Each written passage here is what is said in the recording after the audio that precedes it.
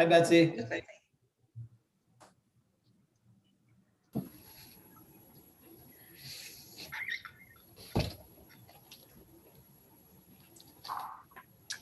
Well said, John. Okay. All right. Good afternoon. Today is Wednesday, May 19th. This is the Town Council Finance Committee meeting. It's 4 o'clock. I'll call this meeting to order. Colette, would you help me take the roll call? Certainly. Councillor Clucci? Here. Councillor Gleistein? Here. Councillor Anderson? Here. Thank you. Thank you. Next item is approval of minutes for May 12th, 2021. Do I have a motion? So moved. Second. Motion and second twice. Right, Betsy was motion, John was second, correct? You guys coordinated that very well, though. Councillor Clucci? Well, is there any discussion on the minutes? No. Okay, go Councillor ahead, Colette. Clucci? Yes. Councillor Gleistein? Yes. And Councillor Anderson? Yes. Okay. Motion And we're hoping passes. this is our last budget review meeting, right? That's the plan anyways. And I'm also hoping to get us out in time to make it to town hall for the town council meeting that's going to be at 7. So we have big goals for today. First item up is a review of our capital budget and debt. I don't know if, Tom, you want to follow some slides or bring anything up on the screen to help guide us through this. Yeah, Liam's going to pull up actually from the budget book. We've organized it such that the CIP requests from each department with their corresponding narratives are available. So I might suggest a process just to kind of take these as they come. We could go through each one, or you could select out ones that you want to know more about. I believe most of the senior staff is available to the extent that I can't answer your questions. So I think I see you have the fire department up. Yep. I think going department by department anyways, to make sure that there aren't any outstanding questions probably makes sense. From the committee, are there any concerns or issues with the fire department capital budget? And go ahead, John. Chief, could someone just explain a little bit more about the Knox box safe replacement? I just didn't really understand what it was exactly based on the narrative that was provided. So I'm just hoping you guys can talk a little bit more about that one. Absolutely.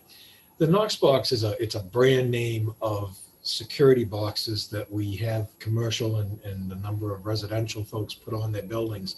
And what it does is Scarborough has a unique master key that gets into one of those safes, and inside the safe is the keys to the building's doors. So instead of having to force entry into a commercial property at night, if we get a fire alarm call, we can use their key to get in.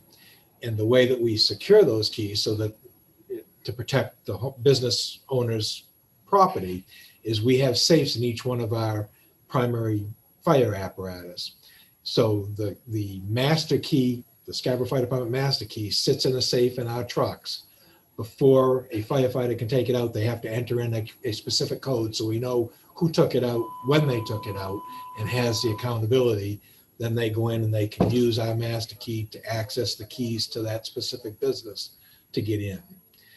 The boxes that we've got on our trucks have been on there for 15 years or so.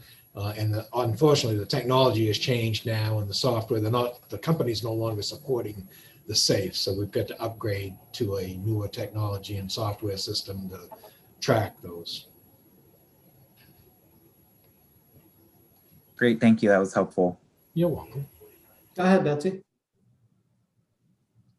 All right. So, Chief, I know you pay for certain types of equipment out of the revenue generated from mostly insurance reimbursements. So I'm looking at the whole list on the 5-year plan.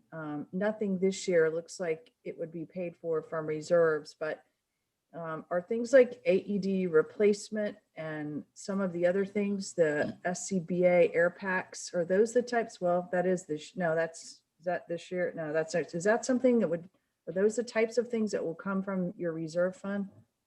So the reserve fund, we generally have tried to keep the balance in that account high enough so that we're able to fund the replacement of ambulances and the major EMS. Those funds come from EMS revenues, billing revenues and insurance revenues. So we've tried to fund the major expense for the ambulances and things like the defibrillators and AEDs out of that. You mentioned specifically the SCBA AirPack one. I'm hopeful very soon to have some real positive news on that. That's kind of a placeholder number. Deputy Chief Lamourie and I spent an inordinate amount of time several months ago writing a federal grant to get that reimbursed, and we recently received some communication that sounds quite positive. It wasn't an award. It was one of those asking some more detailed questions that means we've made it through the scoring quite a ways through the process. So we're pretty optimistic that we may get 90% of that funded through a federal grant. And certainly we'll make that adjustment next year when we get to budget season. We'll have an answer within the next few months. Okay, great. So below that, like the replacement rescue unit, which would be coming up, that's an example of something that would come from reserve funds. Is that right? That is our normal process. We are, one of the things that we had to deal with this year with revenue is that fund balance has gotten a little lower than we normally like to keep it. Right, okay. And so that is going to be a question next year. We need to see whether the call volume from the COVID experience increases and we can get that balance back so that it is sufficient to do that. But that is our history and what we are trying to plan to do. Okay, thank you. You're welcome. I think it's probably worth noting that not all capital projects are alike when we're looking at the capital budget. There are some that we will fund in this next year and approve with the approval of the budget. There are others, particularly, and I'm looking at the replacement of the fire engine, that this is really the first step in the process. So the next step will be, possibly a little more vetting, and then eventually it'll get placed on a ballot for the voters to approve or deny. And then it'll have to get bonded. So there'll be kind of 3 separate approval stages for some of the larger items like that. But some of the smaller items, like replacing the staff vehicle, the expectation is that approving this budget would allow that to take place next year. I have one general question, not necessarily for the chief, but maybe Tom, you can answer it. When it comes to,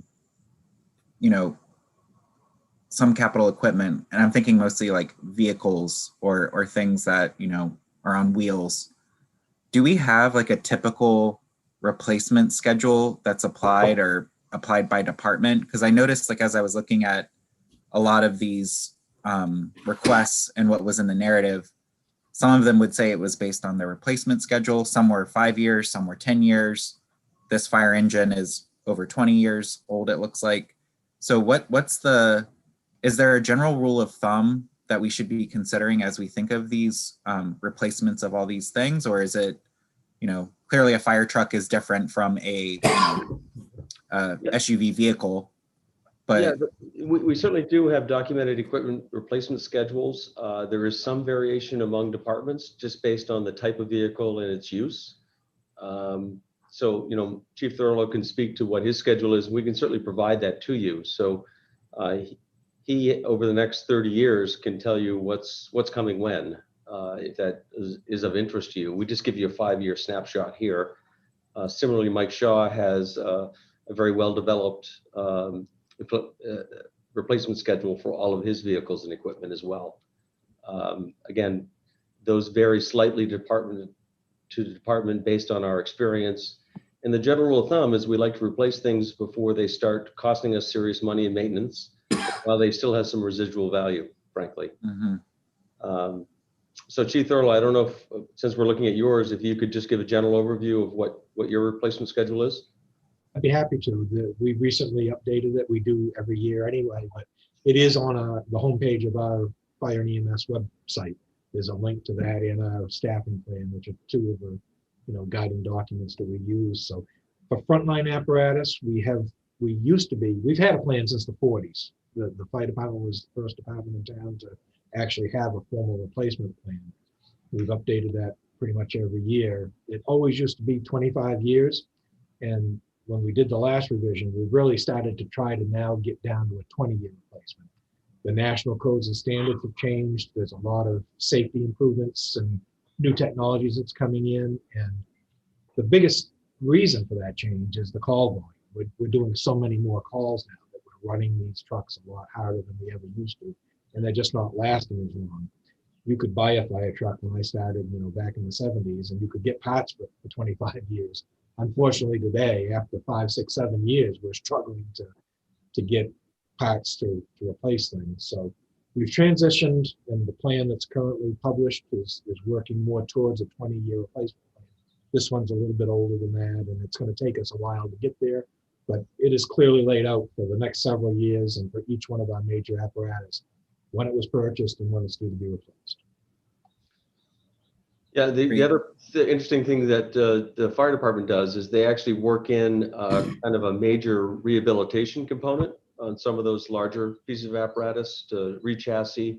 So it's a fairly significant investment, but it gives us, quite a bit more life. I won't say it will double it, but so not only does it contemplate replacement, it really contemplates further investment to extend the life beyond its normal life. Go ahead, Betsy. Could you speak to the major station maintenance, please? Because, this year is a smaller number, but looks like some significant costs coming up.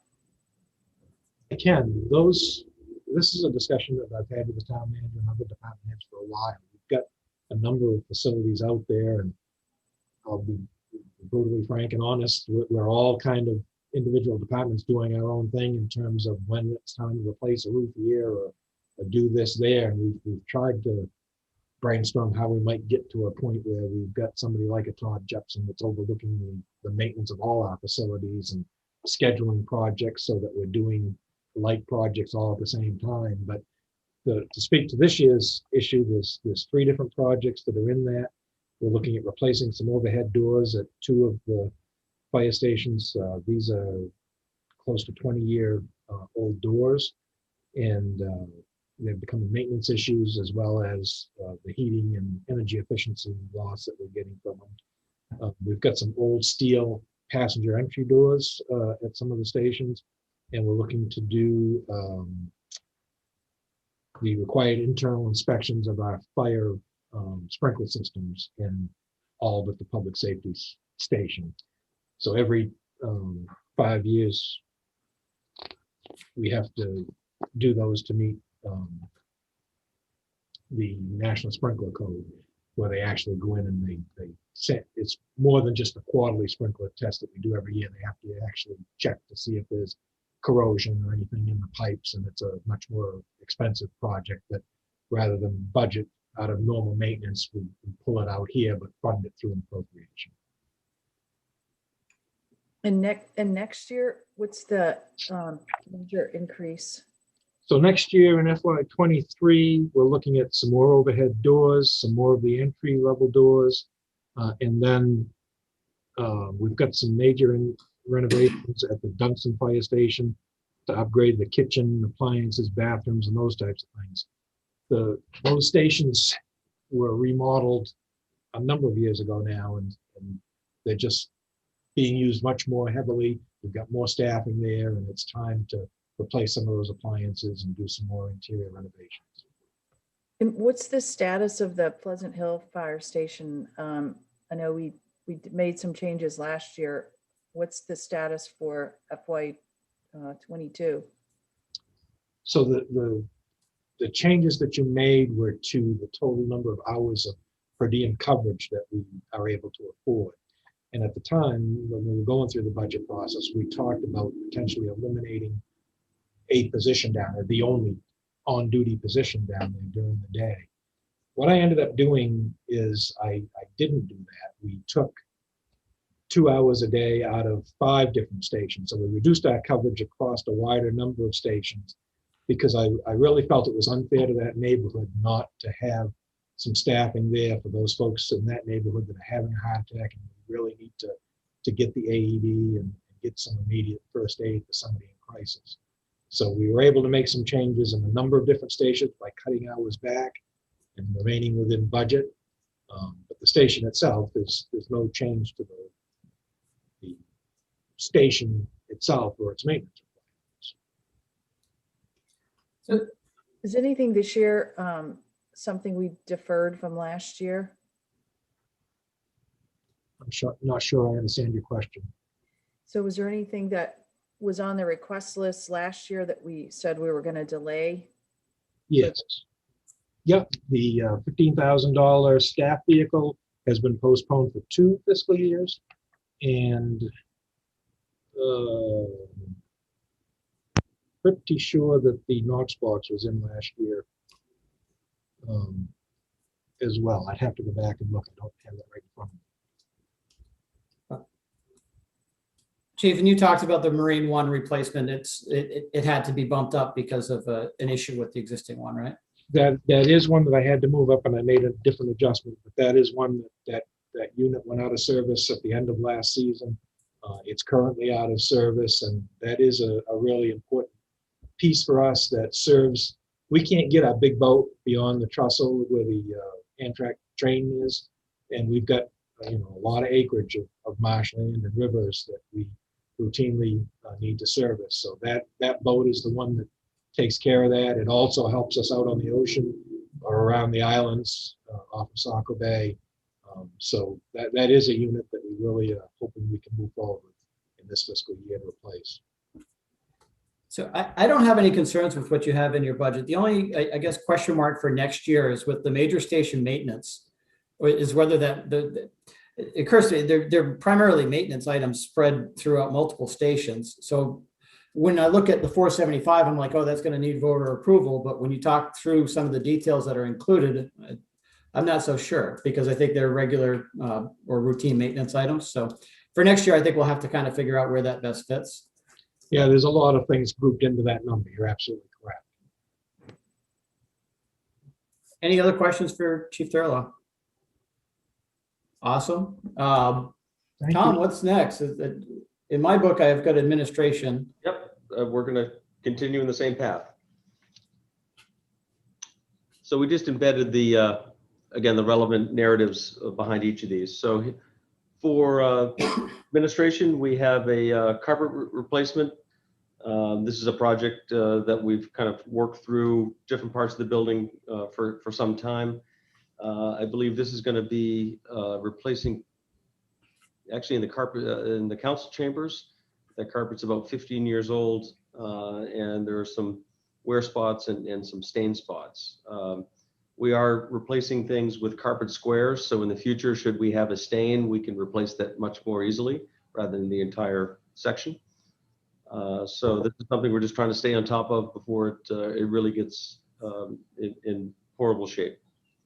Beyond that, as was mentioned, we're also doing sprinkler inspections at the Black Point Road building, the old Oak Hill School. We call it the Oak Hill Professional Building. That is currently leased to Gower & Turgeon Architects. And so we'll be doing that sprinkler inspection.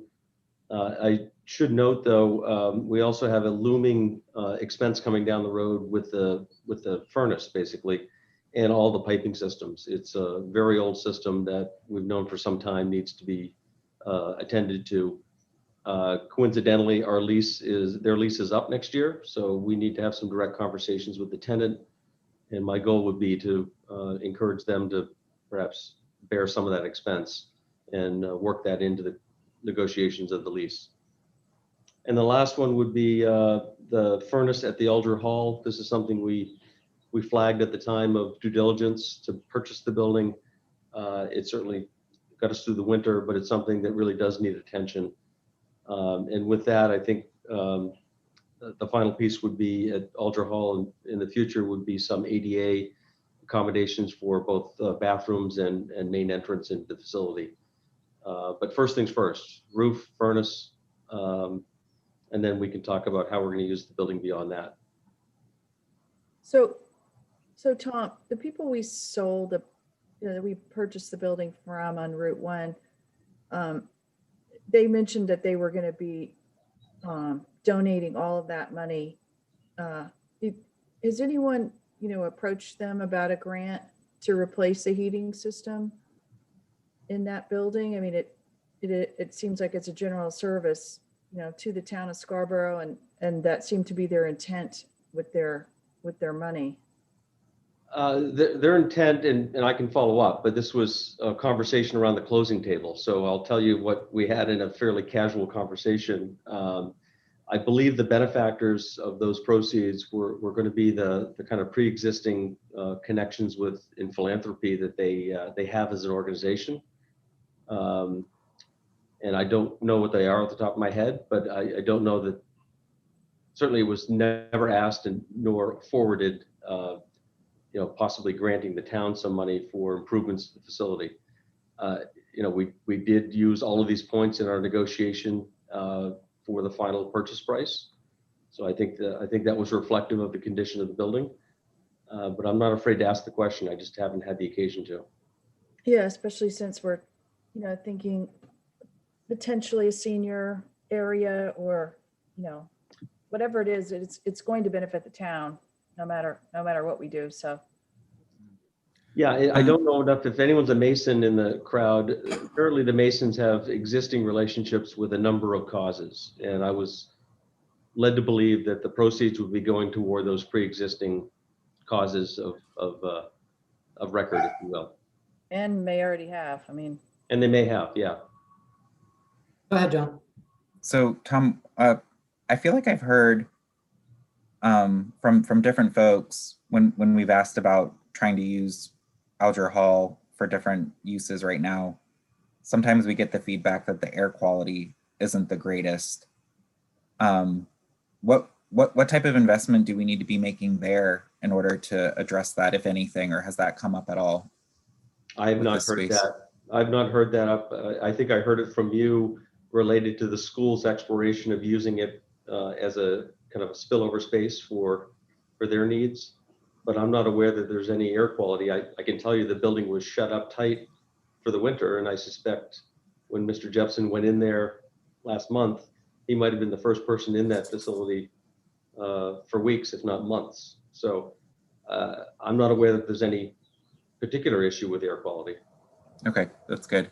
And then, sorry, just to follow up to that, John. So knowing that it's not getting use, do we anticipate it's going to be up and running and ready for use come when we need that new heating system up and running, this fall, winter? I'm just trying to understand, like, at what point will this space start to get used that putting and replacing the heating system now is appropriate versus waiting a little bit longer?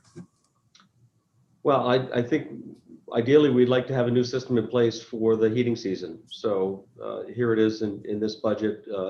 Practically, we would probably do the work in the late summer, fall. In terms of use of the facility, I think I've admitted that I just need to surround myself with some staff and others to talk about what those potential uses are. The ADA issues will be a limiting factor. The facility, you've got to go up 4 or 5 stairs to go to the upper level and down 4 or 5 stairs to go to the lower level. So that in and of itself is a limiting factor, depending on the group and the use that we're talking about. But I think there are other uses that potentially we could put it to in the interim. So Tom, this is a heating system that will do heat and hot water? Is that it? Yes, it's a forced hot water system there now. Okay. There's no air conditioning in the building? No. And no plans? I think there's 1 or 2 window units for the administrative space, but beyond that, no central air. And there's no ductwork because it's a forced water? Correct. Okay. There's plenty of headroom in the main space upstairs to do ductwork, exposed and maybe even above the ceiling. Downstairs, it's a very low ceiling to begin with, so I think that's more of a challenge. Okay.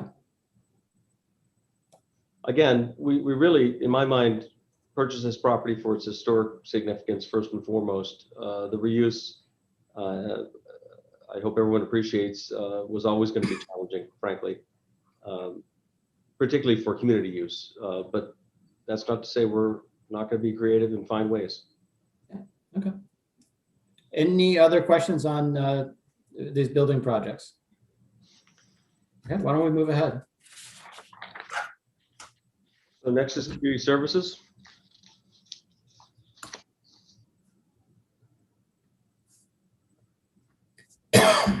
And and I believe, Todd is here, but I believe all of these projects were deferred in the current year.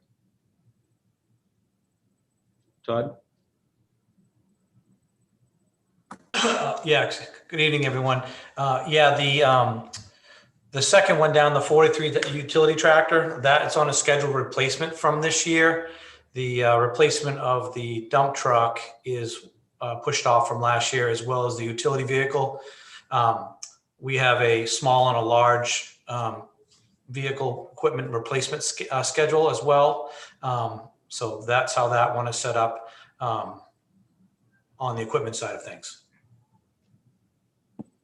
Just to note too, as well as we have that dump truck that we're scheduled to purchase is replacing a 2005 GMC that will no longer, we've put the last investment into it we're going to, and it was supposed to replace last year, and we've been told by the motor pool that it will not be take another sticker next year without significant frame and under work. So that's why it's on the schedule, and it's going on 16 years old.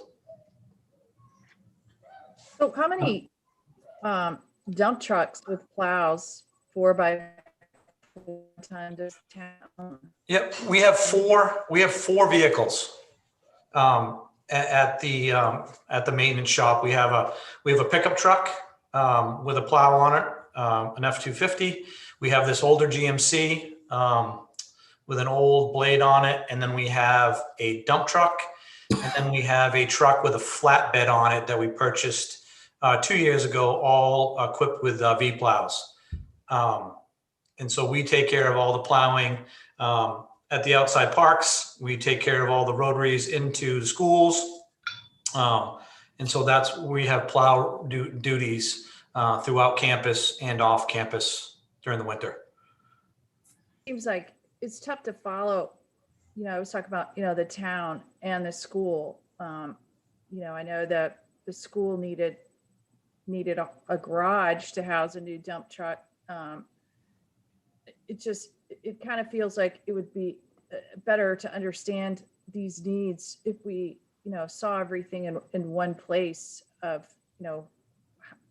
what exists here and how these things all fit together. I mean, this is a dump truck that other people might be using, other town dump trucks that you can't use it. So does each department really have to have their own, I guess is my question. Yeah, I mean, it's a good question, Betsy. And the way that a lot of things have been done, and again, still trying to figure out how certain things got to certain points. But when you think about our relationship with Todd Jepson and his crew, they have all the schools on campus, and they have all the facilities off campus, just like we do. And so we have an orchestrated routine with them where our crew goes out in the morning before school, opens up walkways, because we have childcare at those sites. We're there long before their students are. So that's a relationship we've created there.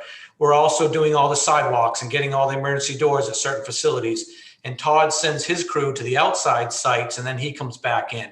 I mean, obviously, depending on time and storm incident type, if you will, but our vehicles are used all the time. They're just not plow vehicles where, we're lucky enough, during COVID that we had a vehicle enough to put people in a vehicle to go do stuff, but they all have a certain role where one is used every day to go collect trash. One person goes out on that routine for all the parks. We have a vehicle that has the flatbed, and we've designed it. It has a stronger rear end towing capacity to move bleachers and trailers around. 2 years ago, we purchased an extended trailer. Now we can put 2 pieces of equipment on there and bring it to the park, much more efficient than sending 2 guys, 2 trucks, and 2 trailers. And so we've made those modifications over 4 years. So we've really designed the equipment we have to be most efficient and flexible, and where our rec side and beach operations, those guys, Ryan today went down and grabbed a truck, trailer, and a tractor, and he was down at Ferry Beach moving blocks and sand away. And so it's just not a grounds thing. They help in beach operations. I went down the other day and grabbed a trailer and came here and mowed the hub. So so everybody's using those pieces. There's 16 staffers that are really sharing those 4 vehicles through our whole application. What's the solar buyout, Todd? Yeah, so back in, I've got the notes right here, but back in, I believe it was 14, hang on one sec. Yeah, back in 2014, the town entered into a power purchase agreement with Revision Energy. We have panels on our shop, and we also have panels on one of the fire stations. Mike, I believe it's the North Station. Yes, he's nodding. And so this, and there's a memo in that packet, so I'm reading off it, excuse me, because I don't have this verbatim, but we were saving roughly 2 cents per kilowatt hour. And 2 point, it's been about $20,000 in savings. Jamie Fitch worked with our sustainability coordinator, worked with the committee, and this is coming forth based on their recommendation. They did a study where to buy the panels out would be $72,000 between the two. That's why you see some in Mike's and some in mine. And they're anticipating a savings, if we own them, of $168,000 net savings over the life of these arrays. They looked into roof quality replacement. We both roofs have been replaced within an adequate time frame. And so they've shared their notes in that memo, as well as their calculations on a property data sheet that's way over my head with calculations. But that's why we went to them. They spent a considerable amount of time reviewing this. And if this is not approved, we will just continue to receive the 2 cent per kilowatt hour like we are now, based on use. So Tom, Mhm. is a master facilities role, and maybe even including the school or not, is that something that you think you might start thinking about in FY22, or is that further out on the time? I mean, I'm sure any council could say, we need to start thinking about this, but I just wonder what your thinking was on it. Yes, we are to the point where we really do need to be thinking of a facilities department effectively.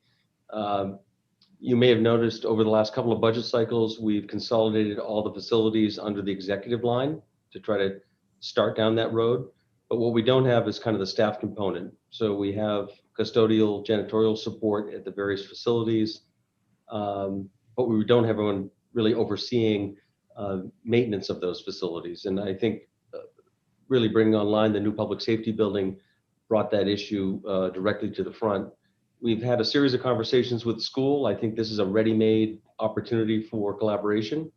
They have such a structure in place, and the town could theoretically be a division, if you will.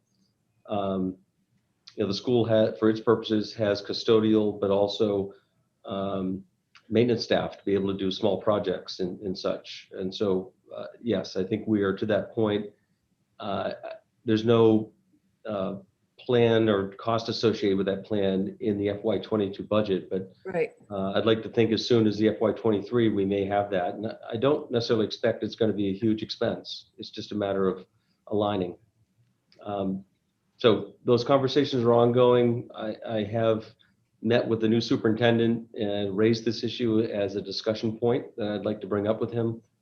And I think we're gonna wrap in the grounds maintenance discussion with that as well. I think it's long overdue. So great question, and something I think you're going to see us move forward on in the future. Okay, great.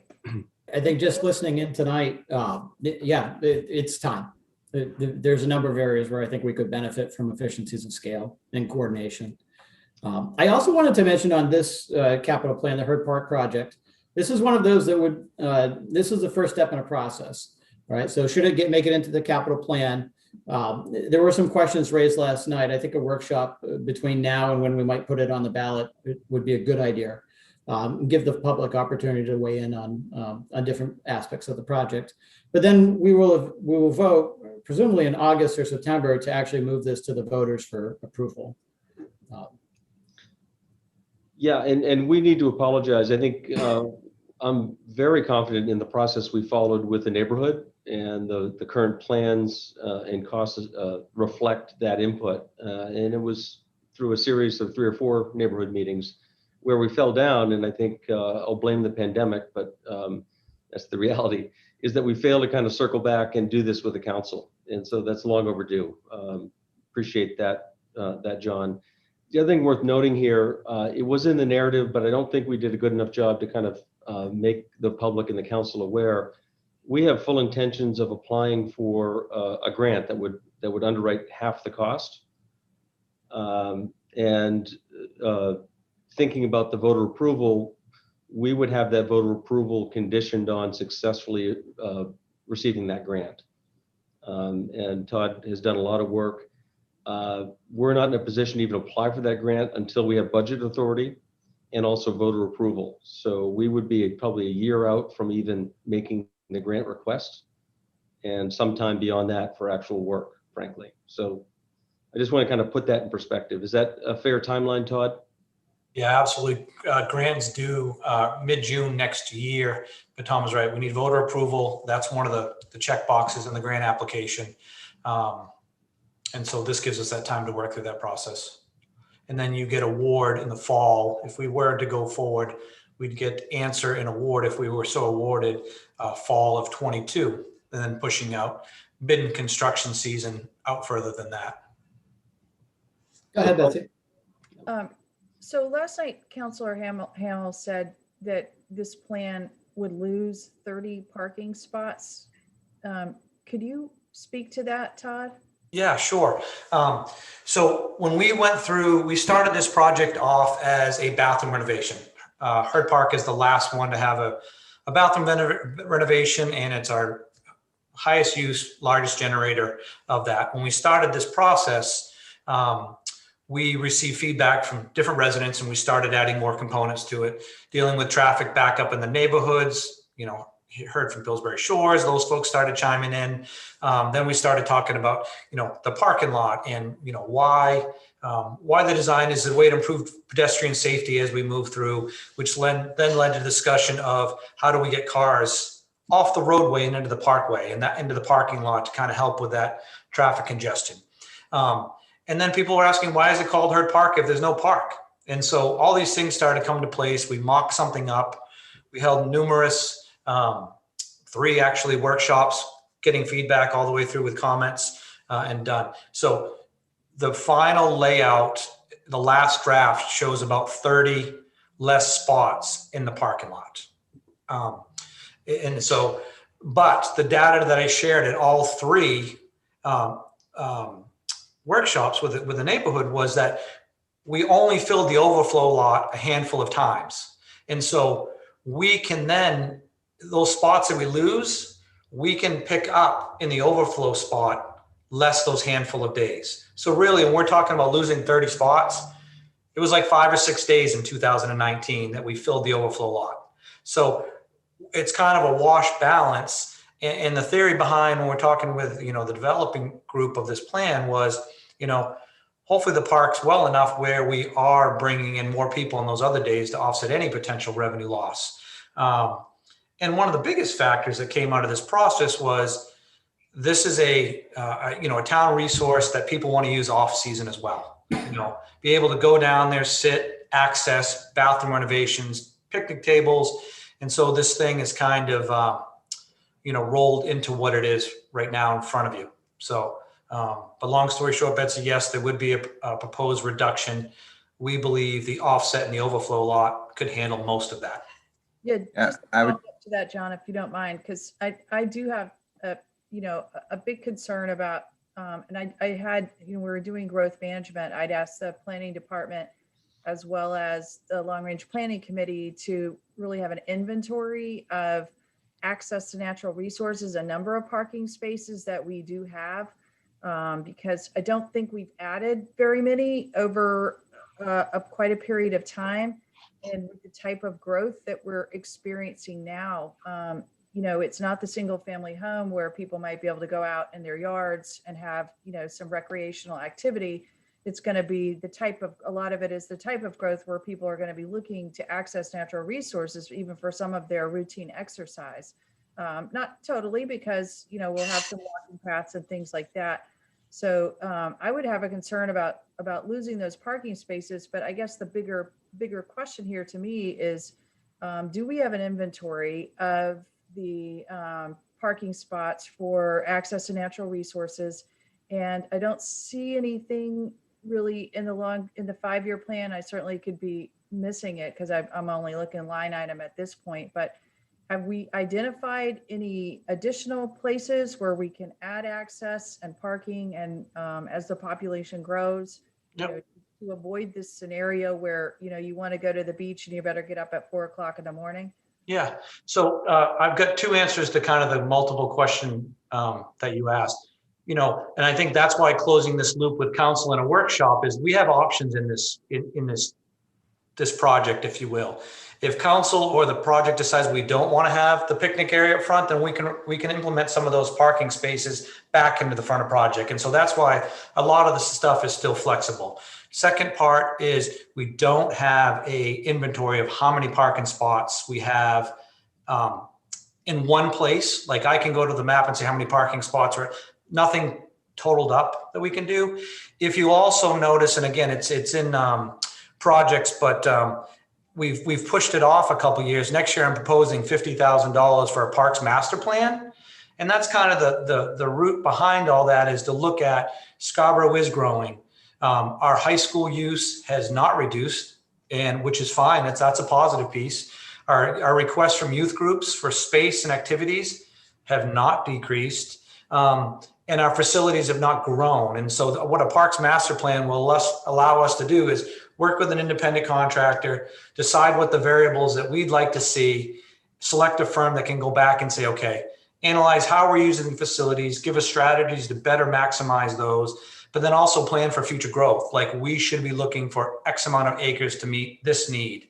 If you created this amount of parking, you know, those type of things. And so that's part of my theory with the parks master plan, to be able to plan for the future so we can lay it into this capital plan to meet that growing need. So I was going to echo the comment that Councillor Gleistein made, so I'm not going to repeat it, but it was kind of around the concern of like maybe today the parking is sufficient based on the historic data that you've used, Todd, but how long is that going to last? It sounds like this parks and facilities master plan is really important. Why not ask for it this year? Why are you waiting another year before you start that project? Is it just other things going on top of it that you're just not ready for? Because I would actually be supportive of doing that in 2022 if we could. Yeah, I mean, honestly, the simple answer is that we were trying to make up ground from last year without I think it's of value. But again, we were trying to get back to the restoration piece of things that have to be done to get back on schedule. And why would it cost $50,000? I mean, is it something that could be started in FY22 to start the inventory? Because I know I'll say this all wrong, but maybe Tom can help me. I was on, we probably all go to the Scarborough Historical Page Facebook site. So there's a large fielded area we used to use that we don't use anymore. So is that one and done, or are there other places that we have in town that were formerly fields and parks that are just not in use right now? Or, I mean, that I'd really like to see, the full inventory. Yeah, I mean, we have a full inventory of what we use and then how we use it. There are some facilities we've made suggestions over the years to this council, even my first year, about making some modifications on campus, but it comes back to planning, how is effect, what the value is at that time. And so that's why bringing this master plan forward, I think, is that next step in that piece. And I'm just going to say it is that we have a lot of things right now that are in need of maintenance. And so I think that's part of this as well, is like, how do we get caught up on our routine maintenance? You can see some of the numbers moving forward for the next couple of years that Scarborough's built a lot of wonderful things, but now because of our high use, they've aged quickly. And now, it's time to start making some modifications and renovations to them to meet the growing need, but also just general life repair, roof, siding, soffit wraps, doors. So those are all coming. And that's why looking it out in a master plan would allow us to strategically say, this is what we need to do because of maintenance, and then here's how we meet growth demands. I just would observe that these resources are finite, and so they're not infinite. And certainly the thought of taking some resources away seemed a bit counterintuitive. On the Herd Park project, we were trying to be responsive to the process that we undertook and the feedback we received. So it's a matter of what problem we're solving for. And there are choices and there are consequences of those choices. So I think we'd be very interested in getting, bringing the council into that and getting your input and modifying accordingly. I guess Absolutely. the other thing I would just say, beyond facilities that we own and operate, we do work very closely with our kind of partners, the land trust, in particular Eastern Trail Management District, in terms of expanding their lots and public access to their facilities. And Todd does have a project for the Larrabee Farms area. That's an area that's town-owned property that essentially has no public access because there's no trailhead, there's no trails, there's no nothing. So part of the strategy going forward is to expand our offerings. And that's probably the biggest opportunity we have in the near term. Go ahead, John. Yeah, no, that's a good point, Tom. And again, like as we look at like prioritization and things, I'm looking at the Eastern Trail Pine Point lot, grade and pave. I was there this past weekend, and I usually go to the lot off of Black Point Road when I go there, and I don't quite see the difference between the two at this point. So why are we needing to do the grade and pave at Pine Point lot, and would we also be doing that at other lots down the road? And again, that's where I see this Parks and Facility Master Plan really helping to kind of eventually guide some of these priorities. So one, can you talk a little bit, Todd, about why this one and why now for the Eastern Trail? And then how would this master plan actually, look across these other areas that also might need that same level of service? Yeah, it's a great question, John. And part of it is that, the lot on the Pine Point side is so heavily used. When you go down there, people are parking in the road, and the way it's designed right now is people back up in a short turn radius. But the reason why we've identified that one is we do maintenance to that lot pretty much annually. Bring in either Public Works if they can do it, or a contractor to regrade, add material. The lot on the other end doesn't require the same type of maintenance because it doesn't receive the same traffic, to the use of the lot. And so I think Betsy had made comment during the initial budget if this wasn't on the schedule before, and she's exactly right. It wasn't. It's just become a priority when we said we're putting $4,000 or $5,000 worth of stuff into a lot every year. And so how do we turn a probably pound for pound, square foot to square foot, our most highly used recreational resource is probably that parking lot year round, bar none. And so that's kind of how we look at it. And to your point of the master plan, it would identify use, whether it's traffic flow or pedestrian, and be able to prioritize some of those things to say, this is a value right now. This is where we should be taking limited resources and targeting this space because it's the best bang for our buck. Go ahead, Betsy. Yeah, I mean, I think Todd, you made just a great point about the things that we've added and the maintenance costs that these things, so you put a skateboard park in, it's awesome, it's great, people love it, but it doesn't just sit there without having to have work done to it. Luckily, we've just had a lot of work done to that, so that's been upgraded. I mean, I know a lot of work has been done on Hurd Park, but I would almost like to see that facilities plan done, prior to deciding, the final types of things that would happen at Hurd Park, just to have a longer look plan for the town. And so I guess I had one question on that. Can you do the beach parking meter project without the Hurd Park facility and parking renovation, or are those two inexplicable? Are those two? No, they can be done separately. So presently we have a meter at Bayview Drive. We have a meter at the Higgins Beach lot. This project is proposing purchasing 2 meters, one to be in the Hurd lot and then one to be at Ferry Beach. So then our system is uniformed. They are on slab blocks that are easily picked up. They're run solar, so there's not wiring to them, and everything is handled digitally or through Wi-Fi or cell, depending on the use. So they do definitely run independently. Okay. Great. Thanks. Sure. Kind of along these same lines, there's progress being made with extending the Eastern Trail. And I don't know exactly where it is, but I heard that as a part of that, there might be opportunity to add an access point that might include parking. Have you been looped into those discussions at all? Tom, have you heard that? I'm not aware that there's any additional parking as a product of that project. I will say that it makes connection to the Wainwright Sports Complex in South Portland, which has ample parking. So it may well be that that's more attractive as a point. Right now, they can park there and go in only one direction into South Portland. In the future, they'll be able to come this way into Scarborough. So no, there's no specific parking part of that project, but it's going to give you access to ample parking. Okay. Any other questions for Todd and Community Services?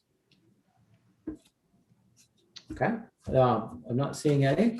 So why don't we move on? Thank you, Todd. Roy, thank you. Next up. Not a question for Todd. Hey, John. Yeah, Can you, go ahead. Can you hear me? Sorry, I was trying to. I don't have a question for Todd. More for you and Betsy. Again, I feel like it's important that we get this master plan work started sooner rather than later. And again, if there's capacity to do that next year, I think we should start it. So is that something you and Betsy would consider, that we kind of recommend to the council that we start that next year and add the 50K to next year's budget? So I was thinking through it. I like your train of thought on it. I do think it's important. And then I'm also thinking about the facilities director, either position or department that Tom was talking about. And I don't know if it's a chicken egg thing or if they're totally independent. I didn't want to just put money there if we weren't ready to move forward, I guess. I like the idea of inventorying everything and starting down that path. I guess I'd ask Tom and Todd, do you think we'd be ready to go or to even engage on that this year? Yeah, I think so. In fact, Todd, wasn't that in your request and I pushed it out? Yes. Yeah, so the answer is yes. I think we certainly have the capacity to go through a process, select a contractor and work with them to produce a plan sooner than later. So you got me, John. And we could set those as a group, what priorities we want to hear. You know what I mean? What feedback, what information we're looking to receive in this first part of it, if you so wish. So. Todd, I know you have a lot of experience. So was this something you did at working on this master plan with a contractor at a prior position? I guess I'm having a little hard time envisioning what that is and why there's a contractor involved. Well, first of all, it's volume of work. You know what I mean? It comes down to, in my previous jobs, my other departments were smaller. So I would do these myself, self-inventory, self-evaluate. You know, I didn't work in a community of this scope. Communities this size, you start, you know, it's just a lot. It's a lot of work. It's a lot of inventory, a lot of data. It doesn't, you know, going through different program and talking to different people about it, there's ways to I don't know if John said it, chicken or the egg. It's like, okay, can we do some of our own data? When you meet with a contractor and you select your company, what are you trying to get out of it? And then we would always look at anything we do. What can we do in-house to reduce the cost, to then hand off to, there's nothing worse where you pay and you could have done that yourself. And so what can we do in-house to receive a certain amount of data to then be able to put them, then they can go through, look at standards, give suggestions. The nice thing about having an independent contractor, and I'll just put it out there, they're qualified and not that I'm not professional, but it's just like I'm not building a building and saying you should build it this way. It's an outside, independent, here's your best options. You know, what happens is when you start talking about recreation facilities, I'm not leveraging with the football club or the soccer team or the running group. Why am I not doing this facility? It's an unbiased look at what we have and the best way to move forward. And so that's why people use contractors. What kind of companies is it then? Like who? So where did you get the 50,000? When I was at a workshop last year, when I first put this forward, that was a number that they proposed. And we have some contractors that we work with. So we could either put an RFP out, depending on how far scope of work we wanted to do. But that number came from that workshop and talking to that contractor afterwards. But again, it's kind of like a la carte. You can add to it, you know, do something in phase one, go back, do phase two, Right. depending on what you're looking to get. So What type of company is it? Like what is it? is that all they do, or they do something else, or I have no idea, like. Yeah, it's a firm, and some do, like when we're talking about the turf track project, they have different specialty levels depending on what they're looking for. Okay. And some of those now we have under contract through our planning department. It just depends on our scope of work and how far we want to go outside of it. Betsy, more than likely, depending on what our needs are, it would be a multidisciplinary team approach. So there would be a lead contractor that would probably bring on specialties, landscape architects or civil engineers, really depending on what the deliverables need to be. Admittedly, I don't think we've necessarily kind of flushed this out. Just we weren't prepared for the conversation, but I would anticipate there'd be a lead contractor, maybe even kind of an independent, not a huge firm, that assembles a team that has specialties to deliver the product that we want. Right. Yeah, I was just trying to respond to Counselor Anderson's question. So I get, like you just said, Tom, we haven't really fleshed this one out. Not that we couldn't in the next week, but 50,000 could be the right number. It might not be, it sounds like, depending on what we're really thinking that we would have these folks do. Yeah, remember, these are budget estimates. And so, if the number comes in less, we're certainly not going to spend any more than we need. Right. So you'd be comfortable with that number, in other words? I don't have an opinion. I'll have to trust Todd in that regard, and I do. Yeah. But again, this gives us an upper limit authorization. But if it's less, it's less. Yeah, no, I was aware of. I was wondering if it was going to be enough, not. Well, they could always ask for more in the following year. What it does is it puts it on the priority list to start the process. Gotcha. That strikes me as a pretty sufficient budget to have a pretty thorough project. Right. Yeah, then I definitely want to think about it for this year, because I think, we get a lot of residents are asking, are there enough fields and kids to play? And, so it's definitely an issue on a lot of people's minds. And especially if we're going to look in the near term or the future for, renovating a major park in town at big bucks, then I'd like to see a plan. So Yeah, I would just add, we're about to review the comp plan, which I'm sure talks a lot about this. And to me, this feels like a precursor to kind of coming up with a clear plan, at least around this area and topic of conversation. So I really do think it would be, advisable to start this as soon as we can. So again, I would be supportive of moving this to 2022. So procedurally, why don't we do this, John? So we're going to approve a final budget adjustment recommendation spreadsheet later on, but you could enter a motion now to add this to that spreadsheet so that we can do it as a package at the end of the meeting. Yep, I'll do that. So I'd like to motion that we move the $50,000 for the Parks and Facilities Master Plan to 2022. A second? Second. Okay. Any discussion? Yeah, I mean, it just feels like it also fits in with, the plan to start looking at facilities management as a whole. I think Todd just said it, it's chicken and egg. So, it seems like that would also be a help with that. Okay. Any other discussion? But Colette, would you call the vote? Certainly. Counselor Clucci, Yes. Counselor Anderson, Yes. Counselor Glystein, Yes. motion passes. All right. Thank you, guys. And thank you again, Todd. Thank you, everybody. Next up, I believe we have planning. Yes.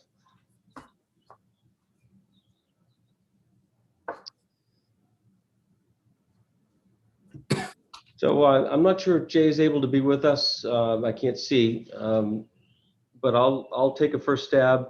I think he's at least listening in. Jay's coming on. Okay. Yeah.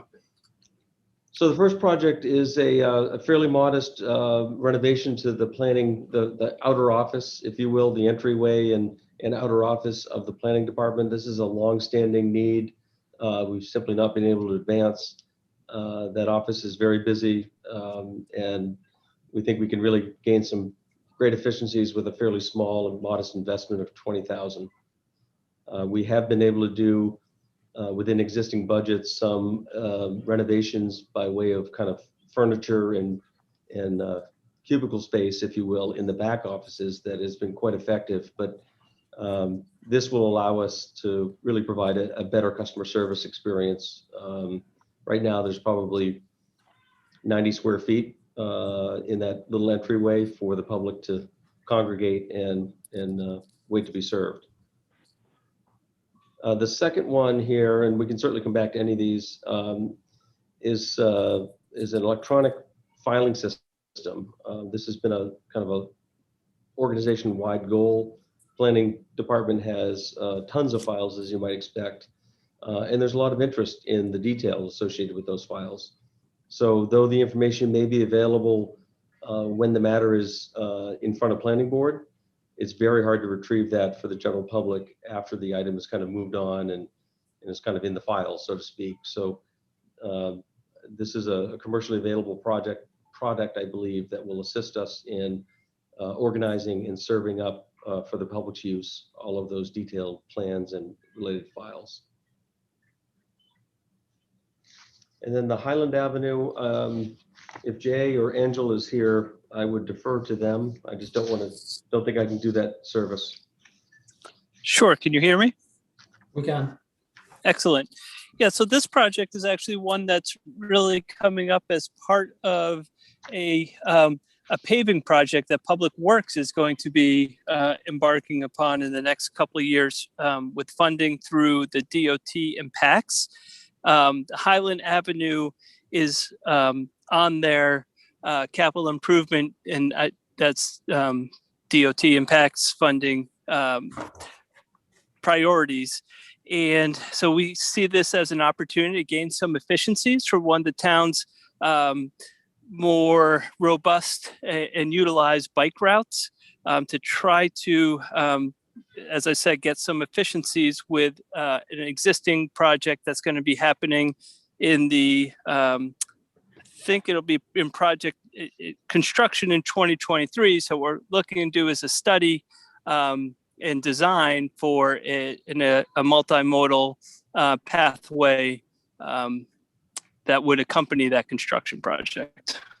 I would note, if anyone's familiar with that stretch of Highland Avenue between Black Point Road and I'll say Chamberlain Road, there's a extraordinarily wide right-of-way and kind of an open area on your right-hand side as you're heading towards South Portland.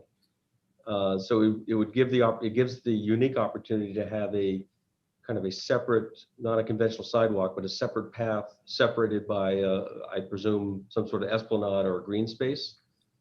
The other thing worth noting is that there is an incredible amount of bike traffic, and this is one of the only, I'll call it east-west routes in town. And right now there's essentially no shoulder. There's just 2 travel lanes. And so I think this is a project that would be incredibly well received by the community. Was this one the one that's also going to be part of the reserve fund?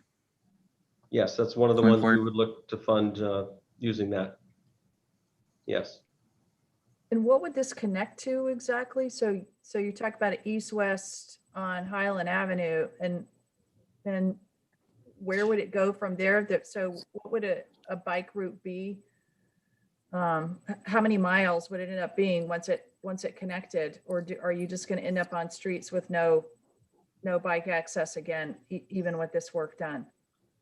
Well, along that 1 mile stretch, and essentially the segment is about a mile long itself from Black Point Road to Chamberlain or to the Morrison Center, if you can picture that. Mm-hmm. Along that stretch, there are a number of residential neighborhoods that are accessed. There's a 55 plus community, the name escapes me, and a number of other residential neighborhoods that come out onto Highland. So it would certainly service those neighborhoods well. Ideally, you're right, it would extend well beyond that, but we're looking at this 1 mile stretch and really the opportunity because of that extra wide right of way through that stretch. So this is The only, I'm sorry, Betsy. so I this guess is just design. Yes. Magnolia Place, I'm told, is the name of Yeah. that neighborhood. I'm sorry, Jay. Yeah, I was just going to add to what Tom had said about what's happening in the neighborhood, because this would also provide a connection to, there are some Little League ball fields there and and the park. The town has off Black Point Road. So it would provide that connection. But then, as Tom just said, really the reason we're looking at this stretch is this is the opportunity with DOT providing the funding to do this stretch of road. So that's really where the opportunity for is coming along. So we do the design and DOT pays for the actual project. Is that how that would work, Jay? There would be a shared cost of the project, and I don't know if Angela happens to be on this call, but I believe for these type of projects, so like the Highland the project that DOT is doing, I believe there would be a town match of 20%, if I recall correctly. So that would be in a future CIP request. Through probably the public, what you probably see in the public works request in a future year. Yeah, it seems pretty expensive. And I know these projects are, that's just the way they are, but. Yeah, engineering is typically 10%, sometimes as much as 15% of construction cost. Yeah, I meant the overall, even at a 20% with the DOT paying things, a mile of bike path, pretty localized for that community. Well, it certainly services that immediate community, but I think there's some wider town-wide benefits, really given the incredible bike traffic that area of town gets. Yeah, this is definitely one of the heaviest bike routes in town that we've seen or experienced. And so again, that's where we saw the opportunity. There's no bike path there right now. There's a travel lane basically, and that's it. Right. There's very little shoulder. Correct. Yeah, that's true. Mhm. That's true of a lot of places in town, so, Yeah. So I live on the other side of town, there's a lot of bike traffic on Holmes Road and there's nowhere for them to go. So, I wonder sometimes about the balance of how these projects come out between one side of Route 1 versus another side of Route 1. I mean, Broad Turn, you can't even walk down Broad Turn if you wanted to. I used to send my kids with Life and Limb, to walk down to the dairy corner. So I guess sometimes it feels like a lot of these projects happen. I have actually had this question before of how many repaving projects and how many projects actually happen on the other side of Route 1 versus, this side of Route 1. So it's exciting, but it's going to be really expensive. And I guess my other question is, my traffic that I see with bikes on Holmes Road is anecdotal. How is it that we're measuring bike traffic? Do we just count sometimes, or? So there are different data sets, and I'm sorry, I don't have those at my fingertips, and I would be happy to provide some additional information to Finance Committee in the following days on that question. But there are a number of different data sets. There's a Strava data set is one that's commonly referred to really try to understand where bicycle activity is heavy in the region and in the community. But I don't have the information readily at my hands. Yeah, and Tom, you're on my side of town too. Yeah, well, Betsy, let me say this. Yeah. This is an example of us trying to be opportunistic. We're aware that there's other money coming into play, and we're looking to piggyback on that and stretch that with minimal, limited local investment. I can talk to Mike Shaw, and we can do, at least from a paving point of view, I think you'd be surprised the amount of investment we make on our side of the other side of 95 as opposed to this side. I think it's at least even, if not, I would dare say probably we spend more on the north side of 95. Yeah, I know Sherwood Acres is finally getting paid for the first time in 30 something years. So That's, Well, but we've made major investments on Holmes Road, on Broadturn Road over the last 15 years. These are multi-million-dollar projects, right. full Richmond Hill is reconstruction. coming up this year. Yep. That's a it'd be nice to see some bike access or even walking access. It's harder to get over here, though. Yeah, the problem we have townwide is that most of our roads have open ditches on either side. So expanding the roadway travel surface, much less, a shoulder or a pedestrian area across a sidewalk, Right. really is a massive undertaking because you have to deal with all the drainage as well. And sometimes the poles are really close to the road too. Yeah. Fair enough. Go ahead, John. So I have a question about a different topic on here, the office renovation. So it sounds like based on yesterday's workshop, we have general consensus, it seems as of right now, for community services staying in the hub. And I know as COVID restrictions, get better, Tom, is there a possibility of, rather than doing this renovation, to have the planning team in the space that Todd's team was formerly in, and the IT folks that I think are there today, could they go back to their previous location, or was that considered and just not a good option? Well, I'll let Jay speak to this, but this project has been around probably 10 years and has failed to receive funding. And really, it's not about creature comfort for staff. It's around customer service. If you've had the occasion to stand in that vestibule, literally it's less than 100 square feet of space. And just imagine, folks are often asking for plans. There's no place to kind of roll out a plan and do those sorts of things. So it's really a customer focused improvement. Is that a fair characterization, Jay? Yep, that is absolutely fair. I guess the other thing I would just offer is when we have, and it happens all day, when we have more than one customer, really our two admins sort of have to talk over and around each other. And there's really two conversations happening within a very small space. I think, John, to your original question about, would the I'll call it the old community services space upstairs on the third floor of Town Hall work? I would say no. It's a much smaller space than what we have now, and all the files that we have are on, wouldn't fit upstairs, at least not just within that office space that community services used to be housed in. So yes, Tom, you did nail it. It's really about the being able to serve the customers, folks having areas to be able to review plans, and for our admin staff to be able to really be able to handle the volumes of folks that are coming in and asking questions and pulling permits and all the rest. Great, that makes sense. Yeah, Councilor Anderson, for all the reasons mentioned last night, it's in all likelihood community services will be coming back to this building at some point before they end up somewhere long-term. So I'm very hesitant to kind of commit space long-term until we have some of those answers.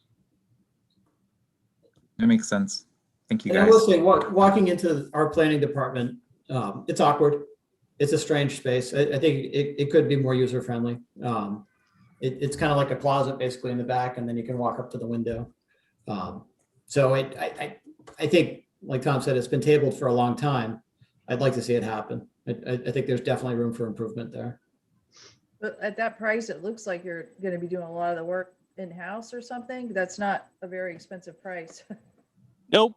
So yeah, this project, as Tom said, this is, I think, I've been the director for 4 years, and this is my fourth approach, and the prior director tried for a number of years. So the number has definitely been culled as much as I feel I can get to. And I have had discussions with other partner departments about what capacity they might have to help out. A number of our code officers are previously were contractors and electricians. So we do have some in-house capacities that we're going to try to take advantage of while still doing all our regular full-time work. Yeah, that's what it looked like from that price. Any other questions on planning? Okay, seeing none, why don't we move on to police? While Liam's pulling that up, I just wanted to go back, forgive me for going back to the master plan, the park plan. Mhm. It did occur to me, we do have about $175,000 in recreation fees we've collected. This potentially is, in my mind, it would certainly qualify. I think it is directly in line.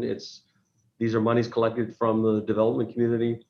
I think in large part why we're doing this is that we're seeing pressure from new development, on the system. So I think it's a very legitimate use. If you wish to have that as the designated source, that's an option to you. That's a great idea, Tom. I agree. Yeah, I'm with you. Good.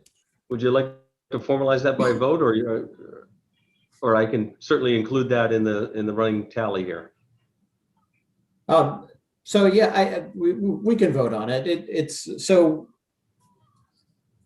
Does somebody want a motion to fund the facilities project through recreation fees?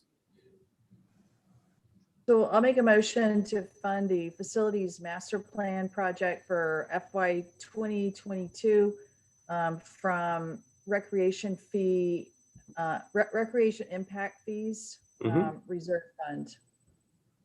Second. Okay. Any discussion? Good idea. Yeah, great idea. Colette, would you call the vote? Say, Oh. just since, not to go crazy over it, but since we'd have a little more time before it came to council, I'd just say, to look at, as I said, my first thought was, is it enough? So. Okay. Okay. Okay, Counselor Clucci, Yes. Counselor Glystein, Yes, Rocky says yes too. Sorry. Counselor Anderson, Yes. motion passes. Thank you, everybody. And it looks like we have police already up on the screen. It's a fairly light SIP budget.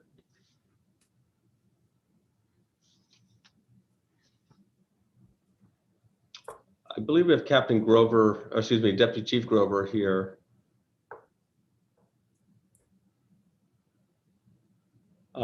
Would you like him to give you an overview, or do you want to Sure. ask questions? Okay. David? I believe you're on mute, David. There you go. Can you hear me now? Yes. Yeah. Sorry about that. We have 4 capital equipment requests in the 2022 budget. The first one's for mobile data terminal replacement. We have mobile data terminals in each of our 8 Mark cruisers. Those have been in there since 2014, the current ones. Many of those are used 24 hours a day by our patrol officers. And I can go back to these if there are any questions. The second one is for canine replacement program. We have 3 canines typically. One of our canines and the handler retired Mike Sawyer from the program back in the winter of this year. And these would be funds for a new handler and a new handler to take on a new canine in that program. The third one is for SWAT ballistic vest replacement. We have 5 officers who were assigned to a regional SWAT team with the city of South Portland and the town of Cape Elizabeth. They have specialty vests that are part of their equipment.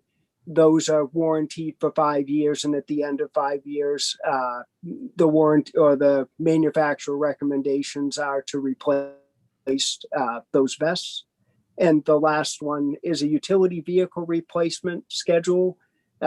We have vehicles that are difficult to determine exactly what their life cycle is going to be. This one, most likely that would be replaced this year, and we work hand in hand with Public Works Department on that replacement schedule. And at times we're able to defer a year, but there's a vehicle that's early 2000s that, as mentioned earlier about other vehicles, that once it gets to a point where repairs are more costly than replacing, we looked for a recently used vehicle that's fairly low mileage to replace those vehicles and move them into the fleet. They're typically used. We have a special enforcement division, as well as our community resource officer and SROs. That those are used just during work hours for those people when the need arises. Thank you, David. Any questions? Go ahead, Betsy. Yeah, can you speak to the K-9 program in general, and how that program is used in Scarborough, or is that mostly used in other towns in terms of our mutual aid, or how is that program used in Scarborough? Sure. We have in Scarborough, currently our supervisor of our special enforcement division is a long-term canine handler. He has a dog that is trained in patrol and article search and drug searching. He utilizes that canine day in and day out in his duties. He also trains, including works with other departments, training them. We have another officer who's currently assigned to a drug task force who has a canine that is used for drug searches as well as article people searches. When I say article searches or people searches, we've been successful at times. We've had missing persons, people who are suffering with things like Alzheimer's or dementia that have wandered off, and we've been successful in finding them and doing searches with our canines. Officer Sawyer, who's retired from the program, his dog was trained in patrol as well as article searches and drug searching. And this, our vision is to bring another canine into the department that would be assigned to a shift different than Sergeant Chard, and that the handler would use the dog on patrol as well as doing article searches and drug searches. Most of the use for the two canines, other than the one on the task force right now, are in town. We do make the dogs available if there's a need out of town as far as mutual aid, but also we have other departments in the area that our handlers work with closely, that we've called upon at times when ours haven't been available to come in and assist us with specific types of calls. So this is for a third? This would be a third dog that would replace a third dog that we had Okay. had previously. And so what would you say the impact would be if we just went with the two dogs? I think one of the major impacts with the current setup would be is the ability to have a dog readily available, not all the time, but a lot of the time on evenings. One of the challenges we have when you think about the program is that we run our where we need to be available 24 hours a day, 7 days a week, as far as responding to calls.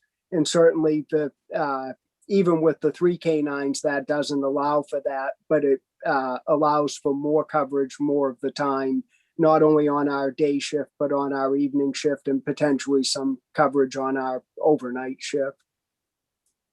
And is there any grant money for this, or for the dog that is dedicated to the drug task force? We've been successful with funding for things like ballistic vests for the dogs, other types of equipment, not in the purchase of the canines, although we actually have been successful with some donations that we've received in the past to start a dog in our canine program. The challenge for us as a police agency is there are state laws that prohibit us from going out and soliciting for those funds for anything that's related to law enforcement duties. And what about for the SWAT ballistic vest? For the that's for a human, right? On that? Yes. Yeah. Is there grant money for that? Or, I mean, I know there was a while when there was a fair amount of federal money that was happening, but has that kind of dried up more, or? for those specific purposes.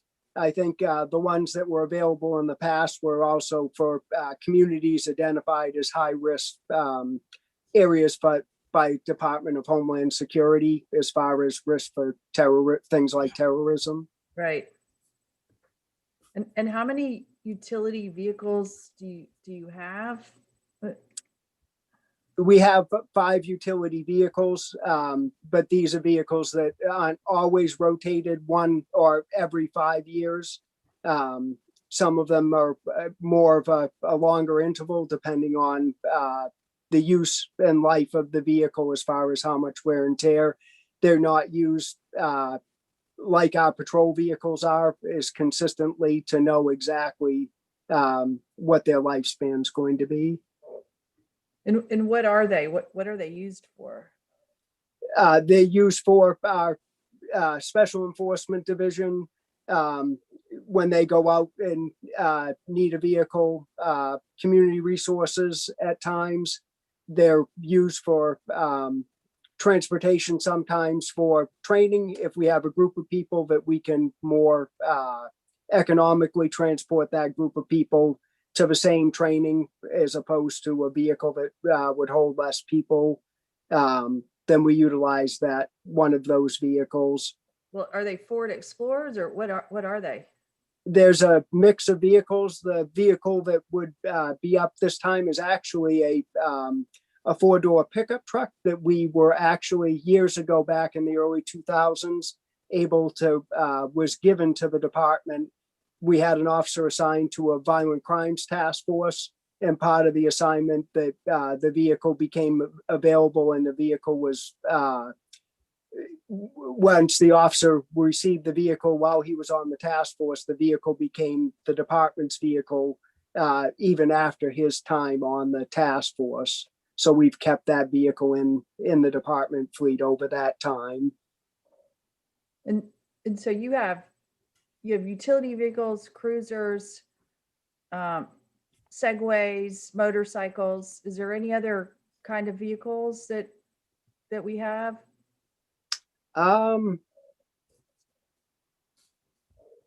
Vehicles assigned to the 2 officers, the department, there would be, I think our Marine Resource Officer has a specifically assigned vehicle, and our Animal Control Officer would be the additional vehicles. Okay, thanks. I just have a John. quick question.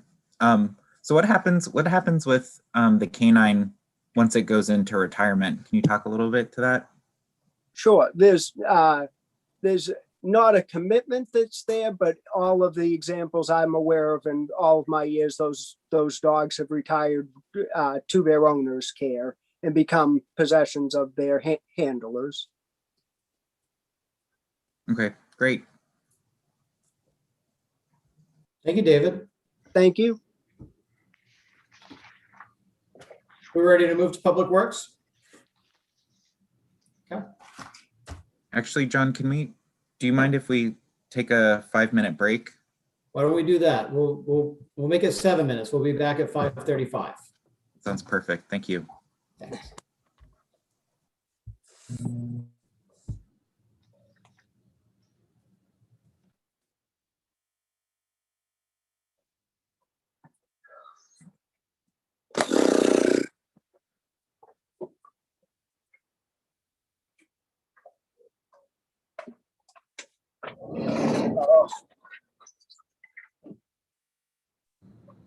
Dave Grover? Got it. I just want to make sure you're off.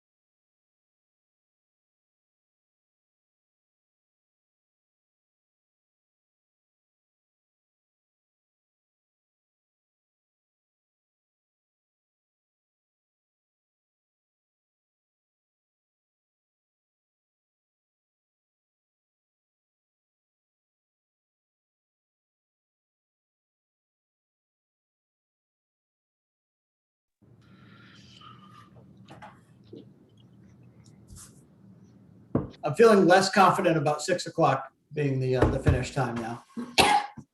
I suspect I'll be remote for the council meeting.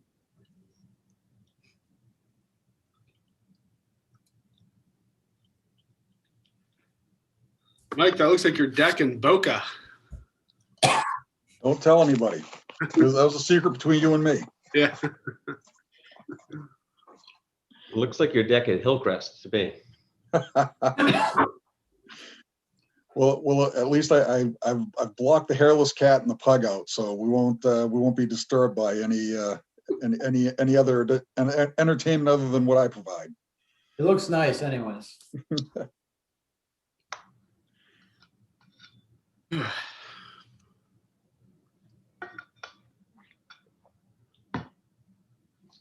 Sorry, had to put a button in the pickup truck. It's okay. So we're going to start with Public Works.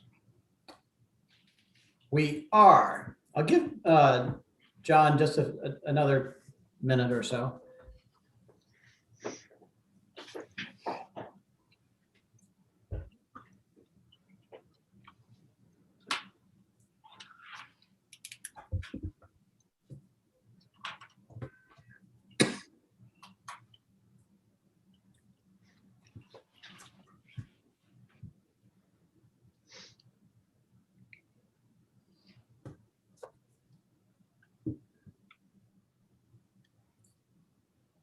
Everyone's kind of watching the paint dry. So why don't we go ahead and get started? There it is. Perfect timing, John.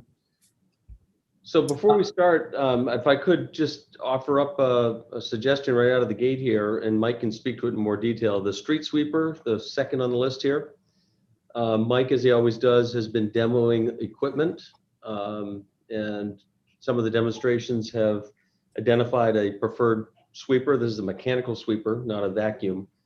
And the estimate can be downgraded to 270 from the 310 based on his further exploration. Yeah, as Tom said, we've been demoing equipment. The 310,000 was a budget number. As we get to use some of this equipment and hone in a little bit more on what makes sense for us, we can also tighten up the pricing a little bit more. We don't go out for street sweepers very often, so pricing on those is sometimes a little bit hard to get a more solid number on, compared to some of the other items that you see on the CIP list here as well. So that's a good bit of news, and I'm pleased that just happened today. As a matter of fact, that I was able to ask Tom if he wanted to do that. So that makes me pleased as I come to the meeting tonight. One of the questions I've been hearing folks ask is what's a carryover from last year? And the short answer is everything absent the plow truck. That was the one piece of equipment that was approved last year in this current year's budget, and that has been received, and it was not put into service this winter because typically if we order a plow truck sometime in the beginning of July through the bidding process, we won't see that truck built and outfitted until usually February or March of the following year. So the other thing is replacement schedules. So you'll see here that there's a pickup truck that replaces service truck 4052. Our general replacement schedule is that light duty trucks, so those would be 1-ton trucks and below, we try to replace those every 10 years. So that means that puts me on a schedule to replace 1 truck per year. We have 10 light trucks of various configurations. And then the plow truck, you see that I come every year with a plow truck. We have 15 plow trucks. As I said, we usually are about an 18-year build time. So those trucks are in their 16th year when they're getting turned out. The typical American Public Works Association recommendation is a 10 to 12 year turnout on a heavy truck, just because of the type of duty that they receive, and also the severe weather that they're in, the salt. You know, these things just spend their lives in the salt. We're fortunate that we have a wash bay that allows us to maintain them. We're fortunate that we have wonderful drivers that have an assigned truck, so there's some ownership to the condition of the truck. And then lastly, the vehicle maintenance staff are fabulous as far as keeping us running. Those trucks that we're holding on to for that period of time, and they're 15, 16 years, halfway through, much like Chief Thurlow does some level of rehabilitation with his fire engines, we'll take the time to bottom blast, bead blast off the bottoms, re-black them, repaint them so that the rust is held at bay for that period of time. So the street sweeper would be a replacement of a Elgin Eagle sweeper that is at least 11 years old. And I think I mentioned in a previous presentation that street sweepers have a really hard life, and they break down a lot. So this is a replacement for that. So that's a good thing. Sidewalk machine with attachments, you see that in there. 2 years ago, we went out to bid for sidewalk services. We had contracted those up until 2 years ago. When we rebid those, the bid that was costing us $60,000 a year, the lowest bid we got back was in the range of $100,000 to $110,000. So it was obviously time to bring that operation in-house. To get us through the first year and also through this year as well, we were able to come across a used sidewalk machine that had actually been returned from a municipality for some issues and problems that it had. The vendor was able to address most of those issues, and we've been able to make it work for the last couple of winters. But the reality of it is that it's certainly not a frontline piece. It probably has a place. Well, it still has a place in our fleet as a backup machine. I'll say that sidewalk machines are probably a close second to sweepers as far as a machine that just kind of breaks down a lot and tears itself apart. It's the nature of the machine. The Barber Surf rake that you see there for $15,000, that's a rehab.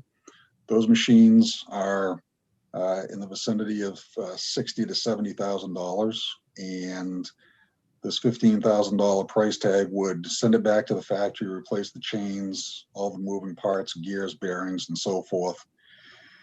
That wear out, again, a machine that spends its time in the sand is one that tends to wear itself out pretty quickly as well. The plow truck is a replacement for 4020. That is a 10-wheel dump truck, and that is on the route of Beach Ridge Road, Two Rod Road, runs up over Scotto Hill and in that area, parts of Payne Road and that sort of thing. So again, that is a unit that will be at least 16 years old when it gets turned out. They have, and at that point in time, they'll still have a little residual value to them. We recently auctioned off one that went for, I think, $27,000. That was a 10-wheel dump truck. So they have a tough life as well. Are there any questions on the capital equipment? I have a quick question. Why are some of these things bonded versus appropriated, given the dollar value? Is that just something different for this type of equipment? Tom, do you want to answer that, or shall I? Right ahead. Okay. The appropriated vehicles are ones that just at their dollar range are better to be appropriated, bought with funds in-house. The bonded units are just because of the cost and the longevity. I mean, the sweeper will be realistically a 12 to 15-year purchase, as will the plow truck. So it kind of fits into that niche of a bonded item. And I think our financial and fiscal policy also calls for us to appropriate smaller items. I think $100,000 is the cutoff, but Yes. Okay. Thank you. go ahead, Betsy. One more quick question on the Barber Beach rack rehab. So I appreciate that we're trying to refurbish it. How long does that extend the useful life of it before we have to replace it? Well, really, Councilor Anderson, everything in it will get replaced for the most part, except for the galvanized steel framework that's there. So, you know, I would say we get at least another 8 or 10 years out of it. Yep. Okay, great. Thank you. Go ahead, Betsy. So I think my question is for Tom. Tom, have we used any developer impact fees for some of this public works equipment? Clearly, as the roads become, new roads get done and get accepted, you know, their new development is impacting our need for equipment. And I could be wrong, but at some point someone said, you know, the Eastern Village roads are smaller and required special plows, not what we already had. I don't see one here, but is that something we've considered, using some of those funds to purchase new equipment as we start rolling out more development areas? We currently do not have any impact fees that would apply. And so the answer is no. I'm not aware that that's necessarily an impact fee we could even impose, frankly. But to your point earlier, you're right. With some of this more dense development, smaller roads, we have had to modify our operations. You might be interested to know, rather than replacing a full, typical plow truck, for the same cost, we're able to buy 2 smaller ones. I think they were F550 Ford pickup trucks with all the different plow and sanding attachments. So for the same money, we're just simply modifying and responding to our new environment. The same will be true in the Downs. Those roads, in many respects, will be better serviced by a smaller device or apparatus. So transportation impact fees, those are just strictly for road construction and lights and things like that? They're really lights in particular, or intersections, I should say. So there can be some road work associated with an intersection improvement, but certainly signal heads and controller boxes, those sorts of things are eligible for the traffic impact fee. But we're not collecting fees, and they don't apply to kind of lane miles, if you will. So maybe we need a public works impact fee. We have a recreation impact fee. Yeah, the real key is the impact fees, the general rule, or not the general rule, but the statute says that you need to, the impact needs to draw a direct correlation, have a direct correlation to, the improvement has to have a direct correlation to the impact of the development, if you will. And so we're able to gauge that quite accurately through traffic modeling and knowing what sort of impact and therefore mitigation efforts are required for a certain development. I don't know how we'd actually translate that into, traveled surface. Yeah, just road miles. Now we have Yeah. to do with plowing and. Perhaps. I'm intrigued to learn more about it, but we don't have such a mechanism in place. I know we need to do a very deep dive and look at our current impact fees, and that's part of the conversation, I guess. Great, thanks. Mm-hmm.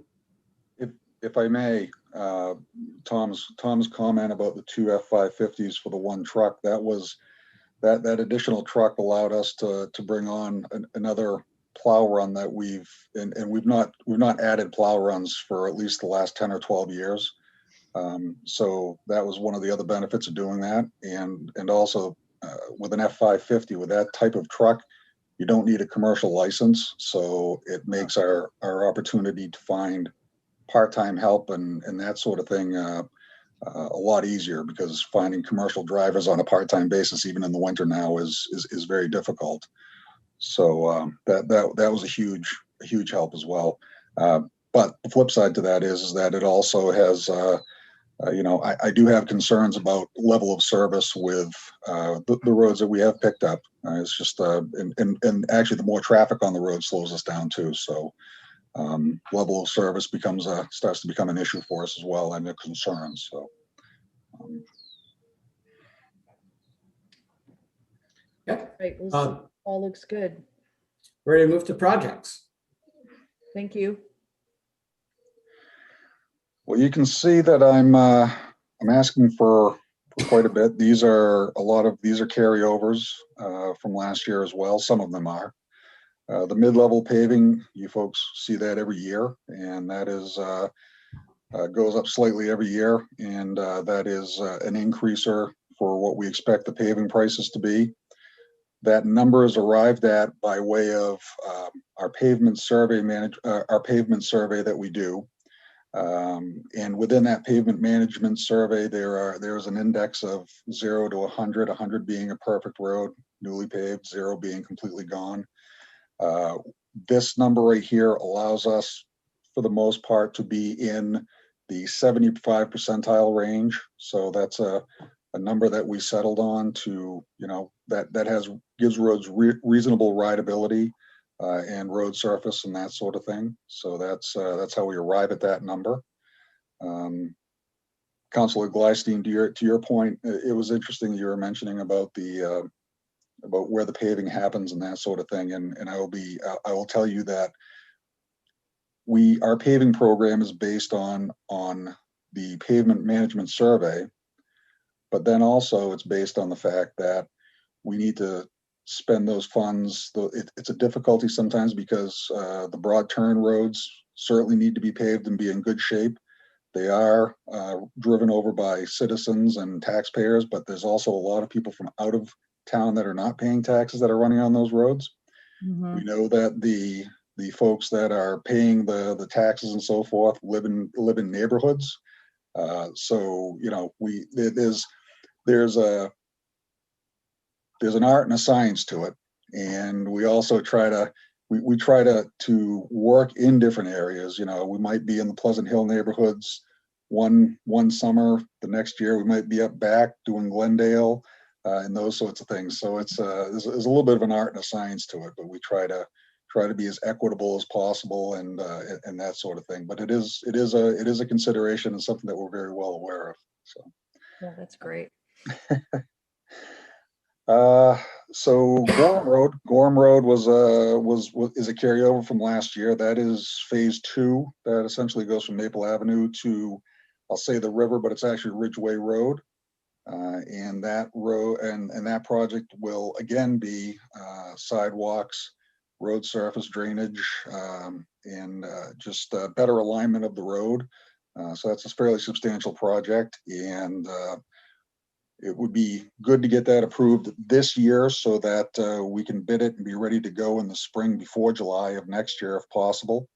Everything is still lining up for the gas company and the sewer district to do their project on the road this year in preparation for our project. So that's still moving along. Route 1 adaptive traffic controls, that's intersections from Sawyer Road. No, excuse me, from Municipal Drive down to the main med campus. And that is it's the same product and the same equipment that we're using in Dunston that has been we think very successful in mitigating waiting times and traffic backups and that sort of thing. So my goal eventually, as you'll see, there's additional projects of that is to do the whole Route 1 corridor with that. I think it's the best thing that we can do to maximize the road surface that we have out there right now. So it's pretty exciting. And that comes out of the Oak Hill Reserve fees. That's the R that's there with that one. Subsurface drainage study, that's been put off for a couple of years. We had a 4-year subsurface drainage study that we've been doing with Ted Berry Company. The purpose of that is to see what our subsurface drainage systems, we've got about 70 miles of it in town, plus or minus, what the condition of those systems are, and what sort of improvements or what sort of rehabilitation they need. Pipes are very similar to roads. If you get to them before they're deteriorated a lot, you can do some cost-effective things, such as lining them instead of replacing them, and so forth and so on. So the goal would be to finish up this piece of the project. This is the last piece of it, and we would be ready to go with a proposed multi-year capital improvement project that would that would start with the ones that need rehabilitation the most, and then move out from there.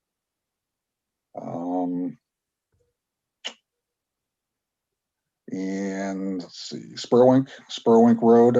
Oops, I skipped Mitchell Hill, but we'll go back to that. Spurwink Road, traffic and pedestrian improvement plan and design. That is the design. All the soft costs to get us to a bid for Spurwink Road from Ocean Avenue to the Cape Line. Earlier, I heard Jay Chase talking about Highland Avenue and the pedestrian and the bike use there.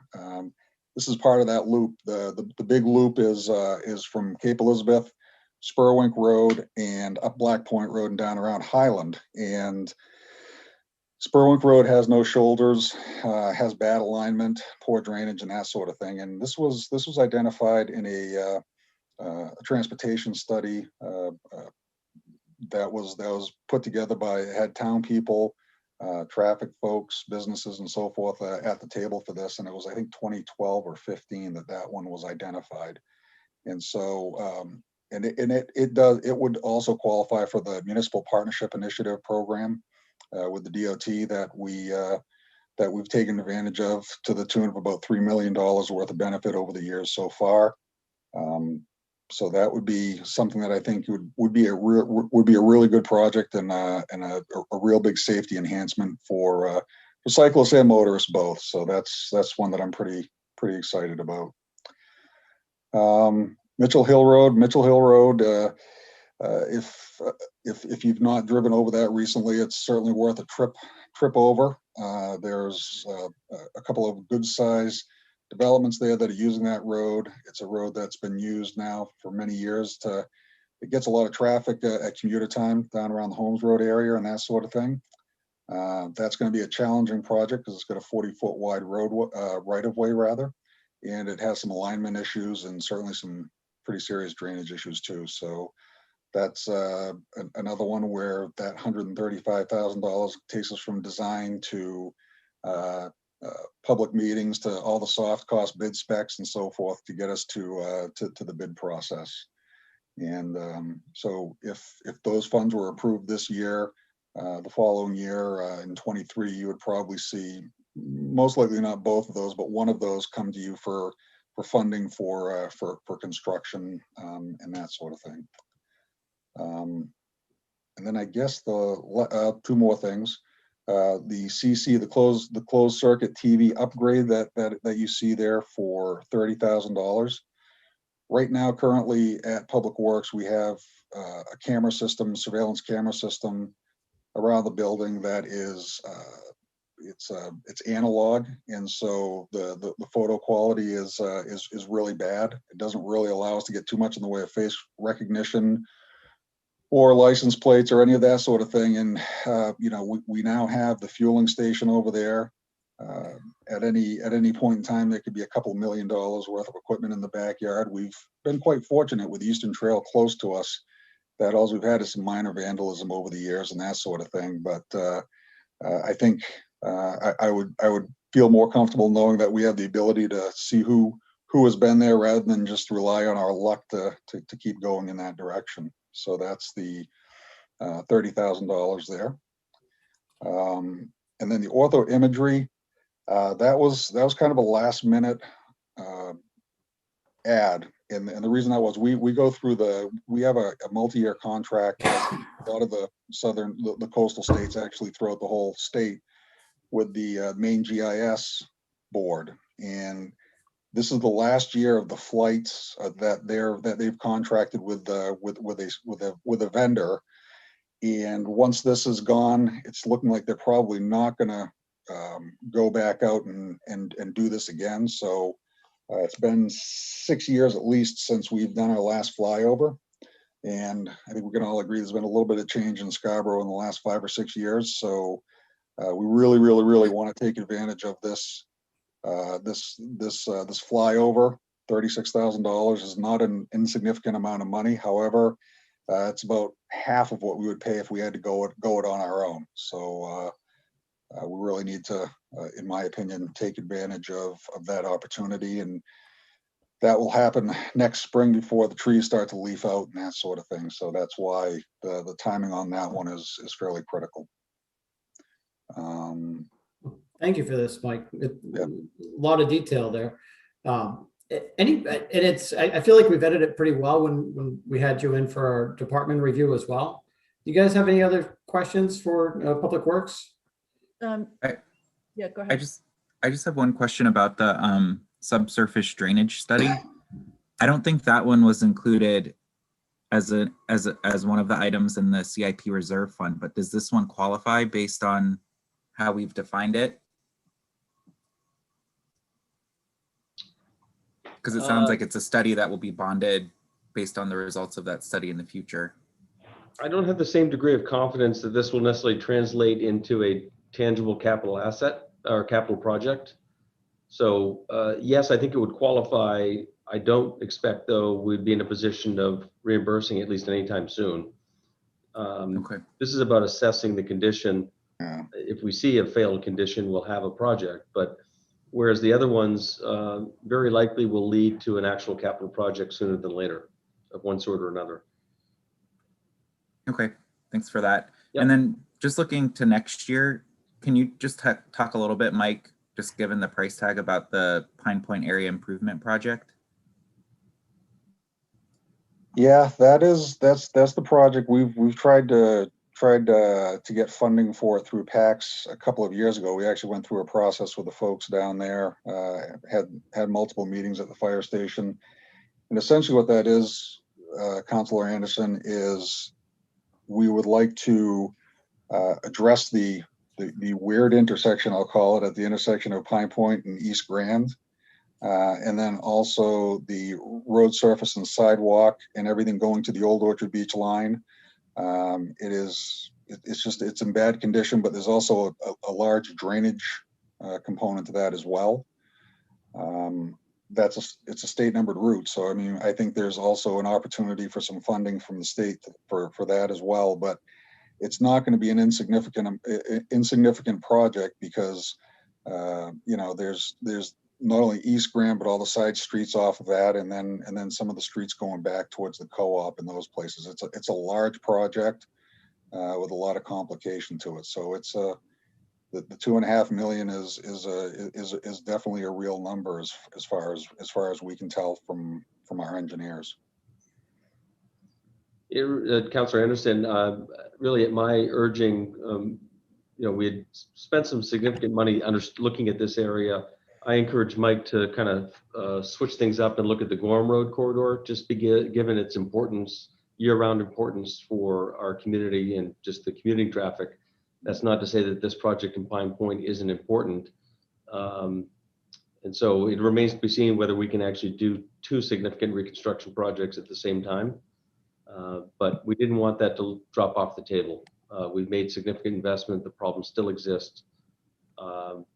But again, we're trying to be opportunistic with leveraging outside resources as well. Great, thank you guys. Thank you. Okay, well, thank you, Mike. Thank you all for the opportunity to let you know what we have on the docket, hopefully. Thank you. Oh, exciting projects, actually, too. Next up is the library, and it's a fairly brief capital budget. I believe there's only one item, and I believe Nancy, oh, there you are. Nancy Kroll is here with us as well. Nancy, take it away. Thank you. This is a returning request. However, it has been reduced from what was in last year's request. You'll recall as we ran into the stress on our last year's budget that we made an effort to be as conservative as possible. And last year's request was $350,000. So this year we've come back with a $250,000 request. The intent of this is for us to get to a point in the design work for a new library that we will have two outcomes. One is to provide enough information to the taxpayers to have enough information for a vote in November of '22. And the second piece is, and a significant thing, is that we want to have enough design detail that we can do fundraising, private fundraising, And in order for people to respond to a design, they need to know what that design is.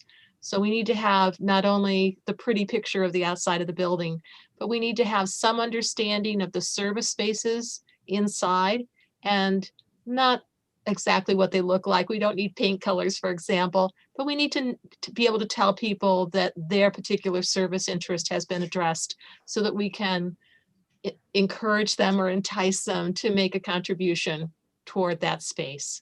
So it's a two-pronged approach that we're really focusing on, and timing is important. We earlier in the meeting today, we were talking chicken and egg, which comes first. We need to have enough detail to go out and raise money. And we want to have an idea of how much we can raise prior to going to referendum. Because if there's any way at all for us to reduce the amount that we're asking the taxpayers for the final project, that's our goal. But we can't do that until we have a pretty picture. So it's a cycle, and this is our presentation to you is based on our expectation that we're going to raise money. We don't know how much yet. We're working on a feasibility study with our fundraising consultant. We expect to start that study. We've been significantly delayed because we haven't. We've had a couple of questions brought forward from the discussion of the opportunities at the Downs, and that question is being addressed. We're finishing that conversation this month. When we've got that concrete site, literally, then we'll be able to work on a fundraising feasibility study. We needed to tell potential donors where was the library going to be. And the questions from the Downs brought us back into a new conversation. So this is a reduced request from last year. The timing, as we have requested in the past, is a November referendum, and our understanding from you folks is that it was not going to be appropriate for us to come to referendum this year, meaning November of 2021. So we have embraced that and are working toward November of 2022. Thank you, Nancy. And just to clarify, so last year you requested 350. Did you get any of that? None, no. We did request at least some amount to keep moving, but we did not receive any. Thank you. And what's been spent so far? We have received two appropriations from the town, 140,000 total from FY19 and FY20. We had 100 one year and 40,000 the other year. We've also spent some of our savings, so we are, based on some preliminary studies that we've done, we're at about $200,000 in costs right now. 200K. And so maybe this question's for Tom, but isn't this soft cost? Why is this listed as bond? Yeah, I beg your pardon. It was originally proposed to be bonded, but since then, we do intend to pay for this with the reserve funds. That's Okay. captured. Is this calculated? This in- document was put together 6 weeks ago, so. Okay, Just Yeah, have it's on the budget adjustment worksheet. okay. Right. Thank Yeah. you. Very good. Any other questions for Nancy? Thank you, Nancy. Thank you. Thank you. And now we have the school department. I'm not sure who we have from the school department that might. Kate's able to help probably guys. the jack of all trades that can probably handle most of the questions. Okay. Kate's not on. I'm not sure if anyone in attendance wants to raise their hand if they want to speak to the school department's capital budget. I think it's, and go ahead and raise your hand. We'll let you in, but if not, I'll try to guide us along. I think a lot of it has been pretty well vetted by the school board. The one item that I will call out, I guess, is the turf and track replacement that we've already sent to the voters that our intention is to do it again. I view this a lot like the Herd Park study, where this is the first step. And before we actually get to putting it in front of the voters, there's going to be some details that need to be worked out, probably a workshop so that we understand exactly what's going to be included with it, and a refined cost estimate. Other than that, I didn't have any concerns with with what the school department was proposing. Their study, a major priority for them was to continue to study the consolidated primary school.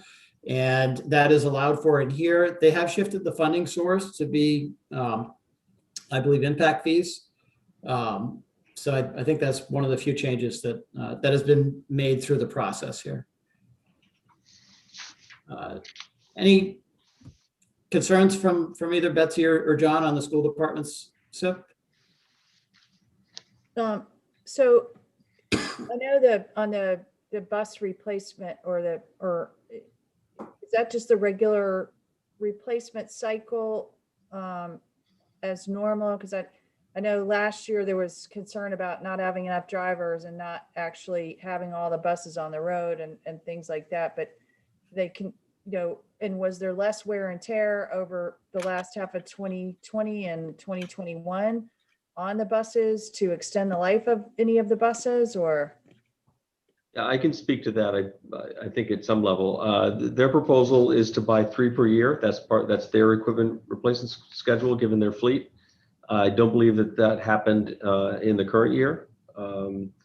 Undoubtedly, wear and tear was less, but arguably we would have also replaced 3 of them this year. So I don't, I think this is just keeping them on track with their equipment replacement schedule.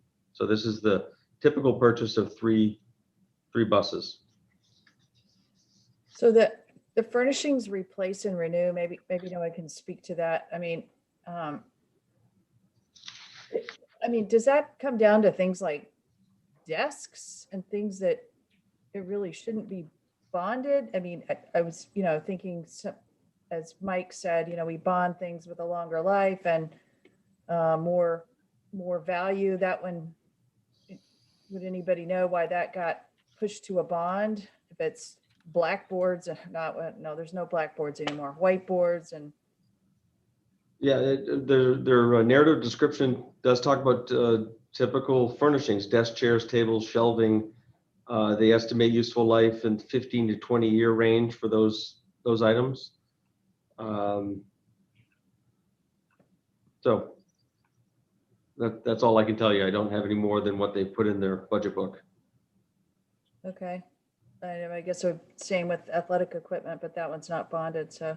Right. Can you scroll down, please? Or, I'm sorry, go ahead, John. Did you have something on that? No, I was gonna say, intuitively, I would prefer to see those appropriated as opposed to bonding as well. But that's something that we can change.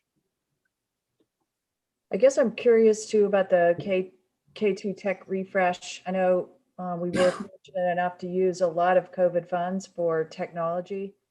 So I was kind of hoping we'd be getting a break on those for getting a break on that for like a year, since we went remote and there was a lot of new tech purchased. Yeah, I'm afraid I'm at a loss. I really can't add much to that conversation. I understand your point and don't disagree with it. I believe they did the middle school last year, but I think it's a rotation. And Ruth, I think I saw you had your hand up. Yeah, I just wanted to, can you hear me? Yeah.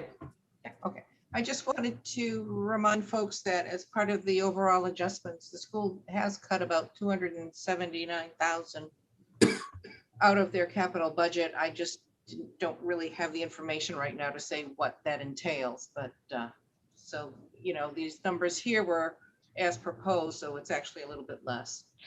And here's Kate. I think she can shed some light. Yeah, that'd be nice on the refresh, because like I said, I was hoping the COVID funds would get us through maybe having a year where we didn't do a refresh. Hi, Kate. There you are. Liam? Yeah. If you could share the other document that starts with the budget worksheet, there's an attachment that if you scroll through, it's probably the 4th page. Liam, keep going. If you could share the other document that starts with the budget worksheet, there's an attachment that if you scroll through, it's probably the 4th page. Liam? Kate, you might have YouTube on the background. It starts with the budget worksheet. There's an attachment that I don't. It's probably the 4th page. You might have YouTube on in the background. Kate, do you have YouTube on?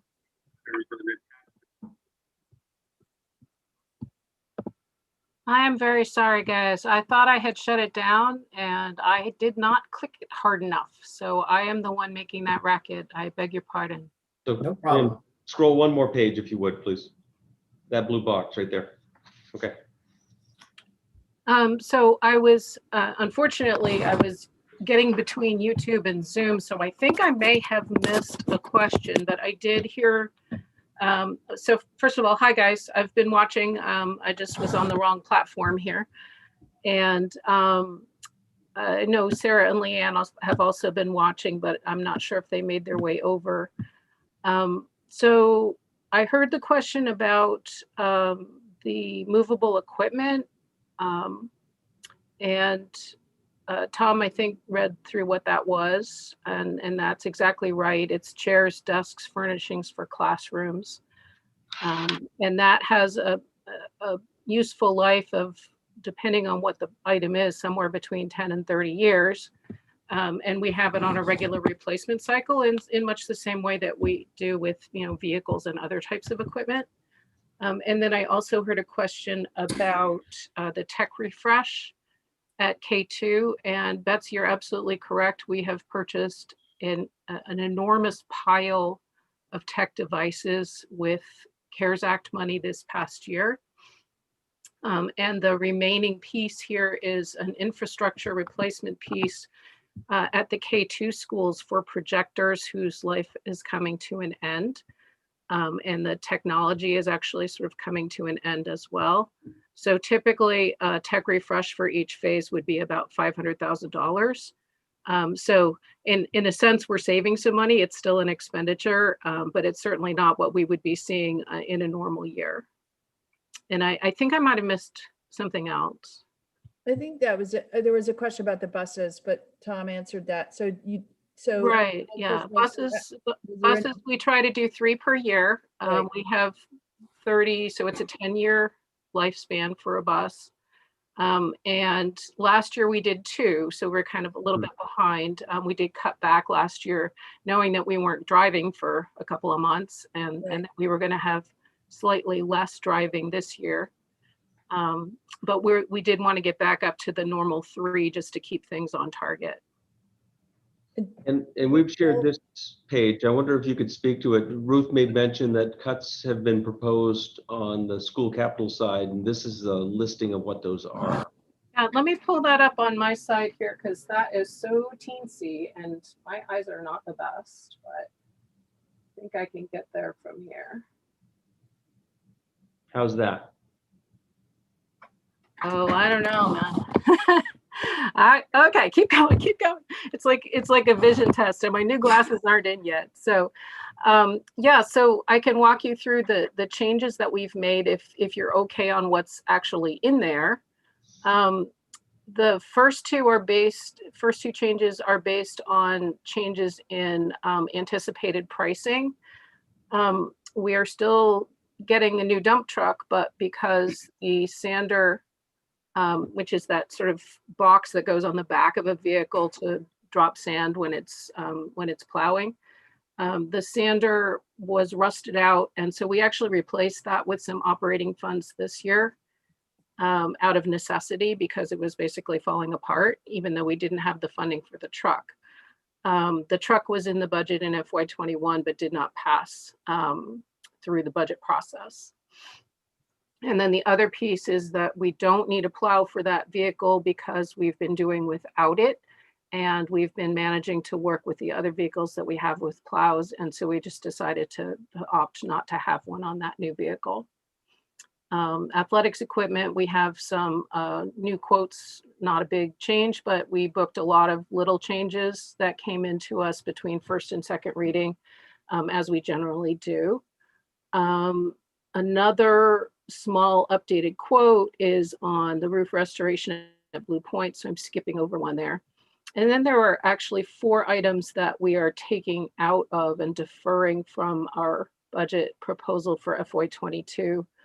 And you'll see that the comments basically say we're going to defer this as a capital large scale project and do as much as we can from the operating budget. So to give you an example, for energy improvements, typically what we'll do is we'll set aside a large scale project, one-time project to replace a lot of fixtures. Take, for example, the 2 gyms at the high school have really high intensity, high energy use light fixtures. And so a couple of years ago, we said, if we take those out and replace them with LED fixtures and some really nice modern energy efficient fixtures, we're going to save a ton of money because those things were like a furnace when you turn the lights on. So that's an example of like a big scale project where it would cost you $50,000 to do something like that. But then the end result is an energy savings. So rather than do that kind of a big project, what we'll do in the coming year is to piece away at light fixtures as they fail and replace them through operating with an energy efficient fixture rather than doing it wholesale as a project. So similar with interior finishes, security and access management, where if something breaks, then we'll fix it through operating and we'll fix it, in a smaller scale way. And then the last one is the project for Quentin Drive paving. I should have made Mike stay on the screen. I see he's still on there somewhere. Quentin Drive, from the library down to the middle school, has become a little bit crumbly and not unsafe, but unpleasant to drive. And so Todd Jepson and Mike Shaw have gotten their heads together a couple times over that.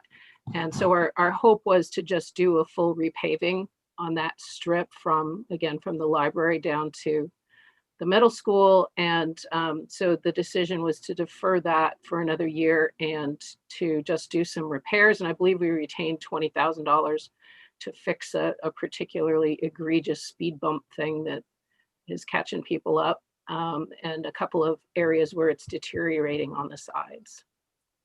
And then the last thing that we've changed on CIP is actually not our choice, but a discussion with Tom and Ruth about funding sources, because typically the school department doesn't really propose funding sources for CIP. That's really a function of the finance office.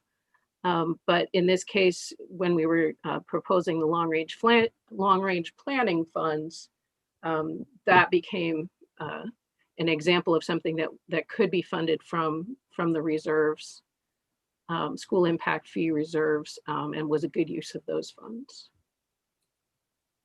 Thank you, Kate. I think the only piece that you may have not quite been connected for yet that you didn't bring up was the turf and track. Repair, replacement. I was just talking that's going to need to go before the voters, and some point between now and then, it'd be good to have a workshop or to flush out additional details, similar to some of the other capital projects that we have. Yeah, and I think it's a kind of similar to what Nancy was saying earlier in her part, talking about the fact that to go to referendum, you really need to have a good plan. Obviously it's not the same scope as, a building addition, but there are a lot of the same features, right? We need to be able to engage some kind of an engineering firm to be able to do the specs for us, to be able to explain what it is that needs to get done, and draw the plans, and so that we actually have something to go to referendum with and we have a solid cost. So having the budget approval will allow us to move forward with that work. But then I believe you said, and it's absolutely correct, that the bottom line dollar amount will change depending on those circumstances. So I think this is a little bit of a high number, but we sort of calculated it out based on costs in other districts that are doing this kind of work, typical construction costs, typical engineering costs for a project of this type, but it's definitely an estimate. Perfect. Any questions? Other questions for Kate? All right. Thank you so much. You're welcome. Thank you. So I believe we've made it through our capital budget. And Tom, if it's okay with you, I think we covered the use of ARPA funds sufficiently last night. Or I don't believe we have any new information today anyway. No, I don't. So why don't we move to item 5, which is our real work, which is approving the final adjustments that we'll bring to council next week. I think included with the packet today was a high-level summary, which probably referenced detail as well, of the changes that we have tracked through the process from what was proposed at first reading to where we are today. Today, we had a couple of changes as well. We wanted to reduce the amount to be bonded for the street sweeper by 40,000. And we wanted to bump up the Parks and Facilities Master Plan to happen for 50,000 to happen in fiscal year 22 and to be funded from recreation impact fees. Mm-hmm. Those are the only two changes that I'm tracking. John or Betsy, do you have any others that you'd like to bring forward or up? Do we need to add in the 2 items from yesterday, the $5,000 for the D&I training and then the 10 additional thousand for survey outreach for the survey we're planning to do? I believe those are on the worksheet, right? They are. Liam, if you want to share that worksheet, we did pick those up, John, from last night, and it's reflected on that sheet. What's not reflected is the 3 things that John just reviewed. There's no effect on the bottom line of those changes as of today. The sweeper was to be bonded, so it doesn't affect the bottom line, and the project's funded by reserve, so it's not going to change kind of the bottom position we're in. But we'll add that detail so they're captured and included. So you'll see the diversity training and community survey right at the top there. Yep, I see it.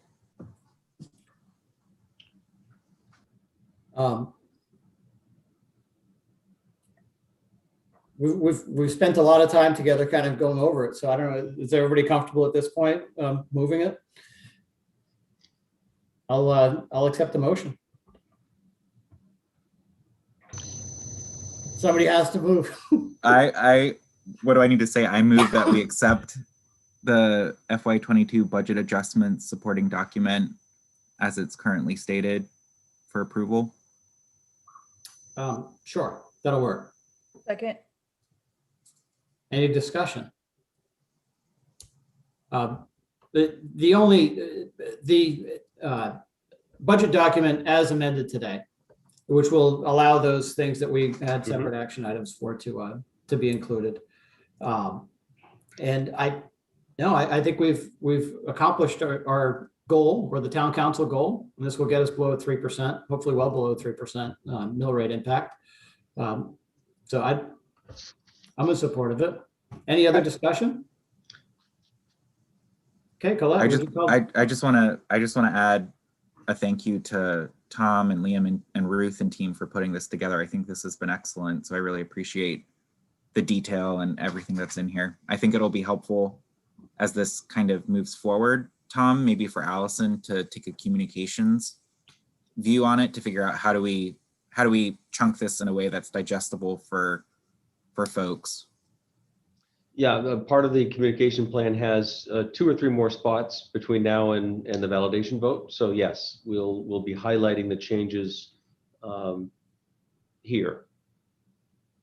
And and I think we're in a good position because so much of the hard work done last year to get us through troubling times, really, by both the school and the town, and Kate's work, and which was pretty much doubled, I guess, this year with all the extra having to figure out all those grants and all of that. Maybe not quite double, but with close. So yeah, really outstanding job. Thank you. Excellent. Colette. Counselor Clucci, Yes. Counselor Gleisten, Yes. Counselor Anderson, Yes. motion passes. Thank you. Something that's not on the agenda, I just wanted to bring up. We talked about last night the potential for additional general purpose aid, and there are just a few allowable uses. You can increase your expenditures, which I don't think anybody's talked about doing. You can reduce the impact on the taxpayer, or you can beef up some reserve accounts. So that's something that we don't have any new information today relative to last night, but it's something that may come up next week. So I guess it's something to just keep in mind as we go. Go ahead, John. I guess I'm just wondering, Kate might have left, but because the school board has their second read tonight, I believe, or tomorrow night. Do we know how they're planning to address that? I believe Katie's going to have a proposal that she'll offer to them. So we will know. I'll just say to the Still extent, here, I don't, John. She's still here. oh, she is. Yep. Ah, she is. Oh, there she is. So I Kate, tried to leave, but Liam wouldn't let me. so is that in fact scheduled as a discussion and ideally an action item? Yeah, we're kind of in a scramble because it's not, well, the agenda includes the second reading and vote on the budget. So essentially it's on the agenda because that's a piece of the puzzle now that's been given to us just this week. So as I think John said, there is statutory language that allows a school district and a municipality to signal their intent for how to use additional subsidy before it's approved if it comes along. So it's you know, in the eventuality that we get extra subsidy, here's what we're going to do with it. So I've drafted up that language for the school board to consider tomorrow night, but honestly, we haven't had an opportunity to meet since Monday. And so everything that we've had in discussions has been sort of through the meetings that you guys are having and through, you know, emails and oh, well, that's cool. What'll we do? So my my assumption is that tomorrow night's school board meeting, as you said, John, that we'll be discussing that and presumably either passing some language or preparing some language for next week. And I think the thought that was expressed was that it would be split somehow between reserve account and relieving taxpayers. Yeah, and I don't want to pretend that that's anything but a suggestion, and a suggestion that arose from some conversations with me and the finance chair on the school side and Tom and also watching what you folks were doing in terms of creating a reserve account and thinking, you know, that's something that we definitely had on our radar several years ago when we had a maybe that extra subsidy would be coming in for FY 2018. And then unfortunately, we didn't get any extra. But it's been a topic of conversation. So I think when this opportunity arose, knowing that we were already in really good shape in terms of our local tax increase due to the work that we have already done, that this might be an opportunity to do some funding on a reserve account as well. So, I mean, I kind of put it out there just as a ballpark, do half and half. But as I said, we haven't had that conversation in the school board meeting yet.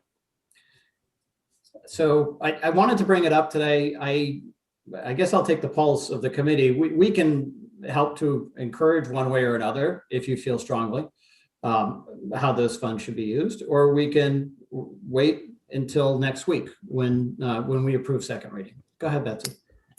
Yeah, I really like the idea of the split. I think that reserve fund, it's clear it's needed, you know, of these soft costs and things like that.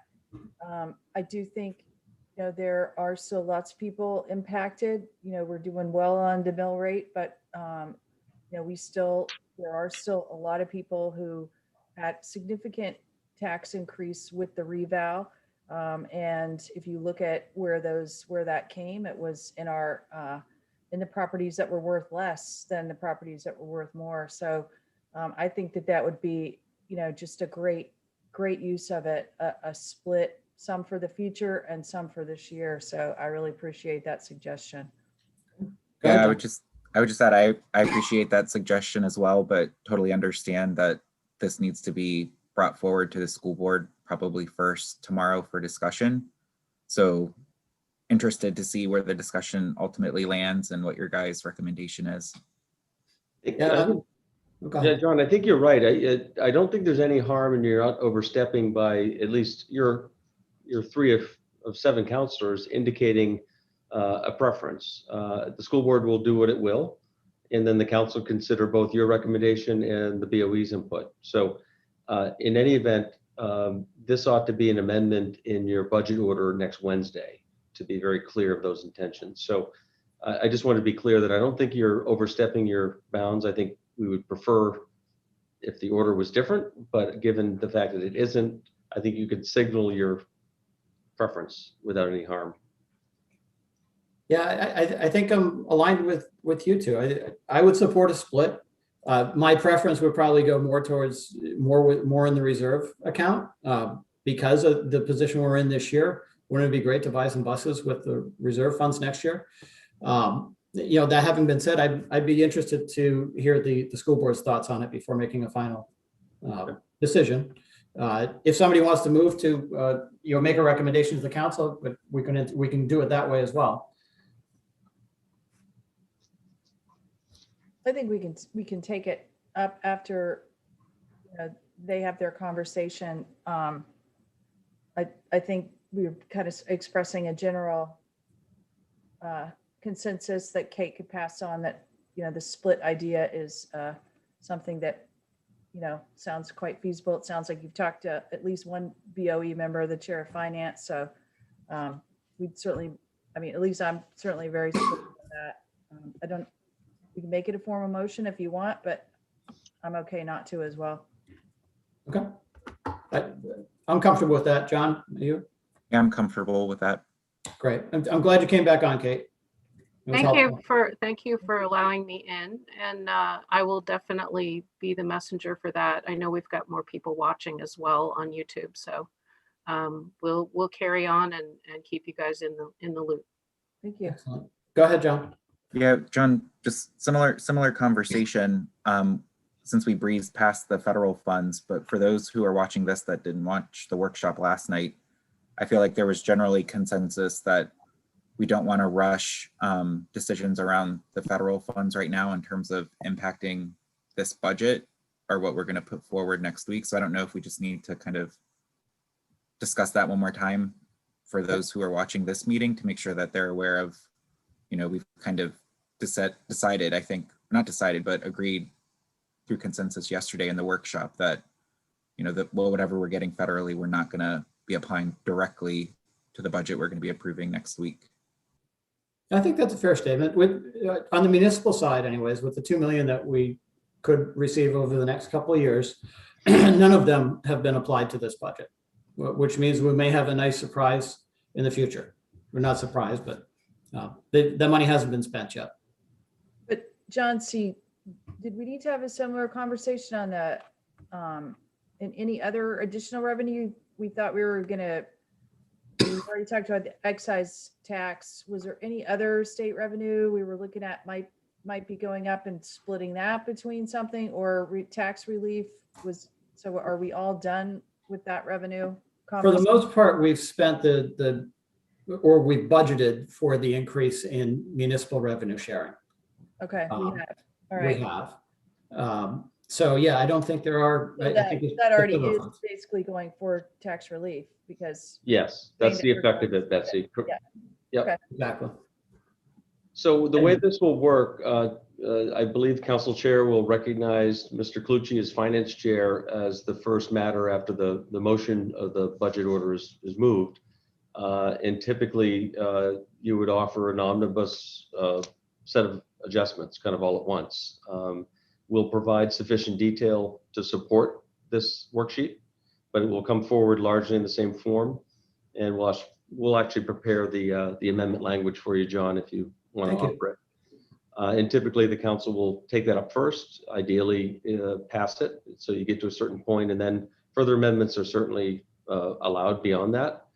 It's certainly my hope that there won't be any, but stranger things have happened. I'm going to talk to the council chair tomorrow at leadership and encourage him to put the notice out to all of you that any additional amendments should come forward in writing by a certain time, just so we have time to prepare it properly and be aware of the impact of that. Yeah, So, and for the public to be able to weigh in fair enough. Yep. What changes we might make. Excellent. Are there any members of the public that would like to comment?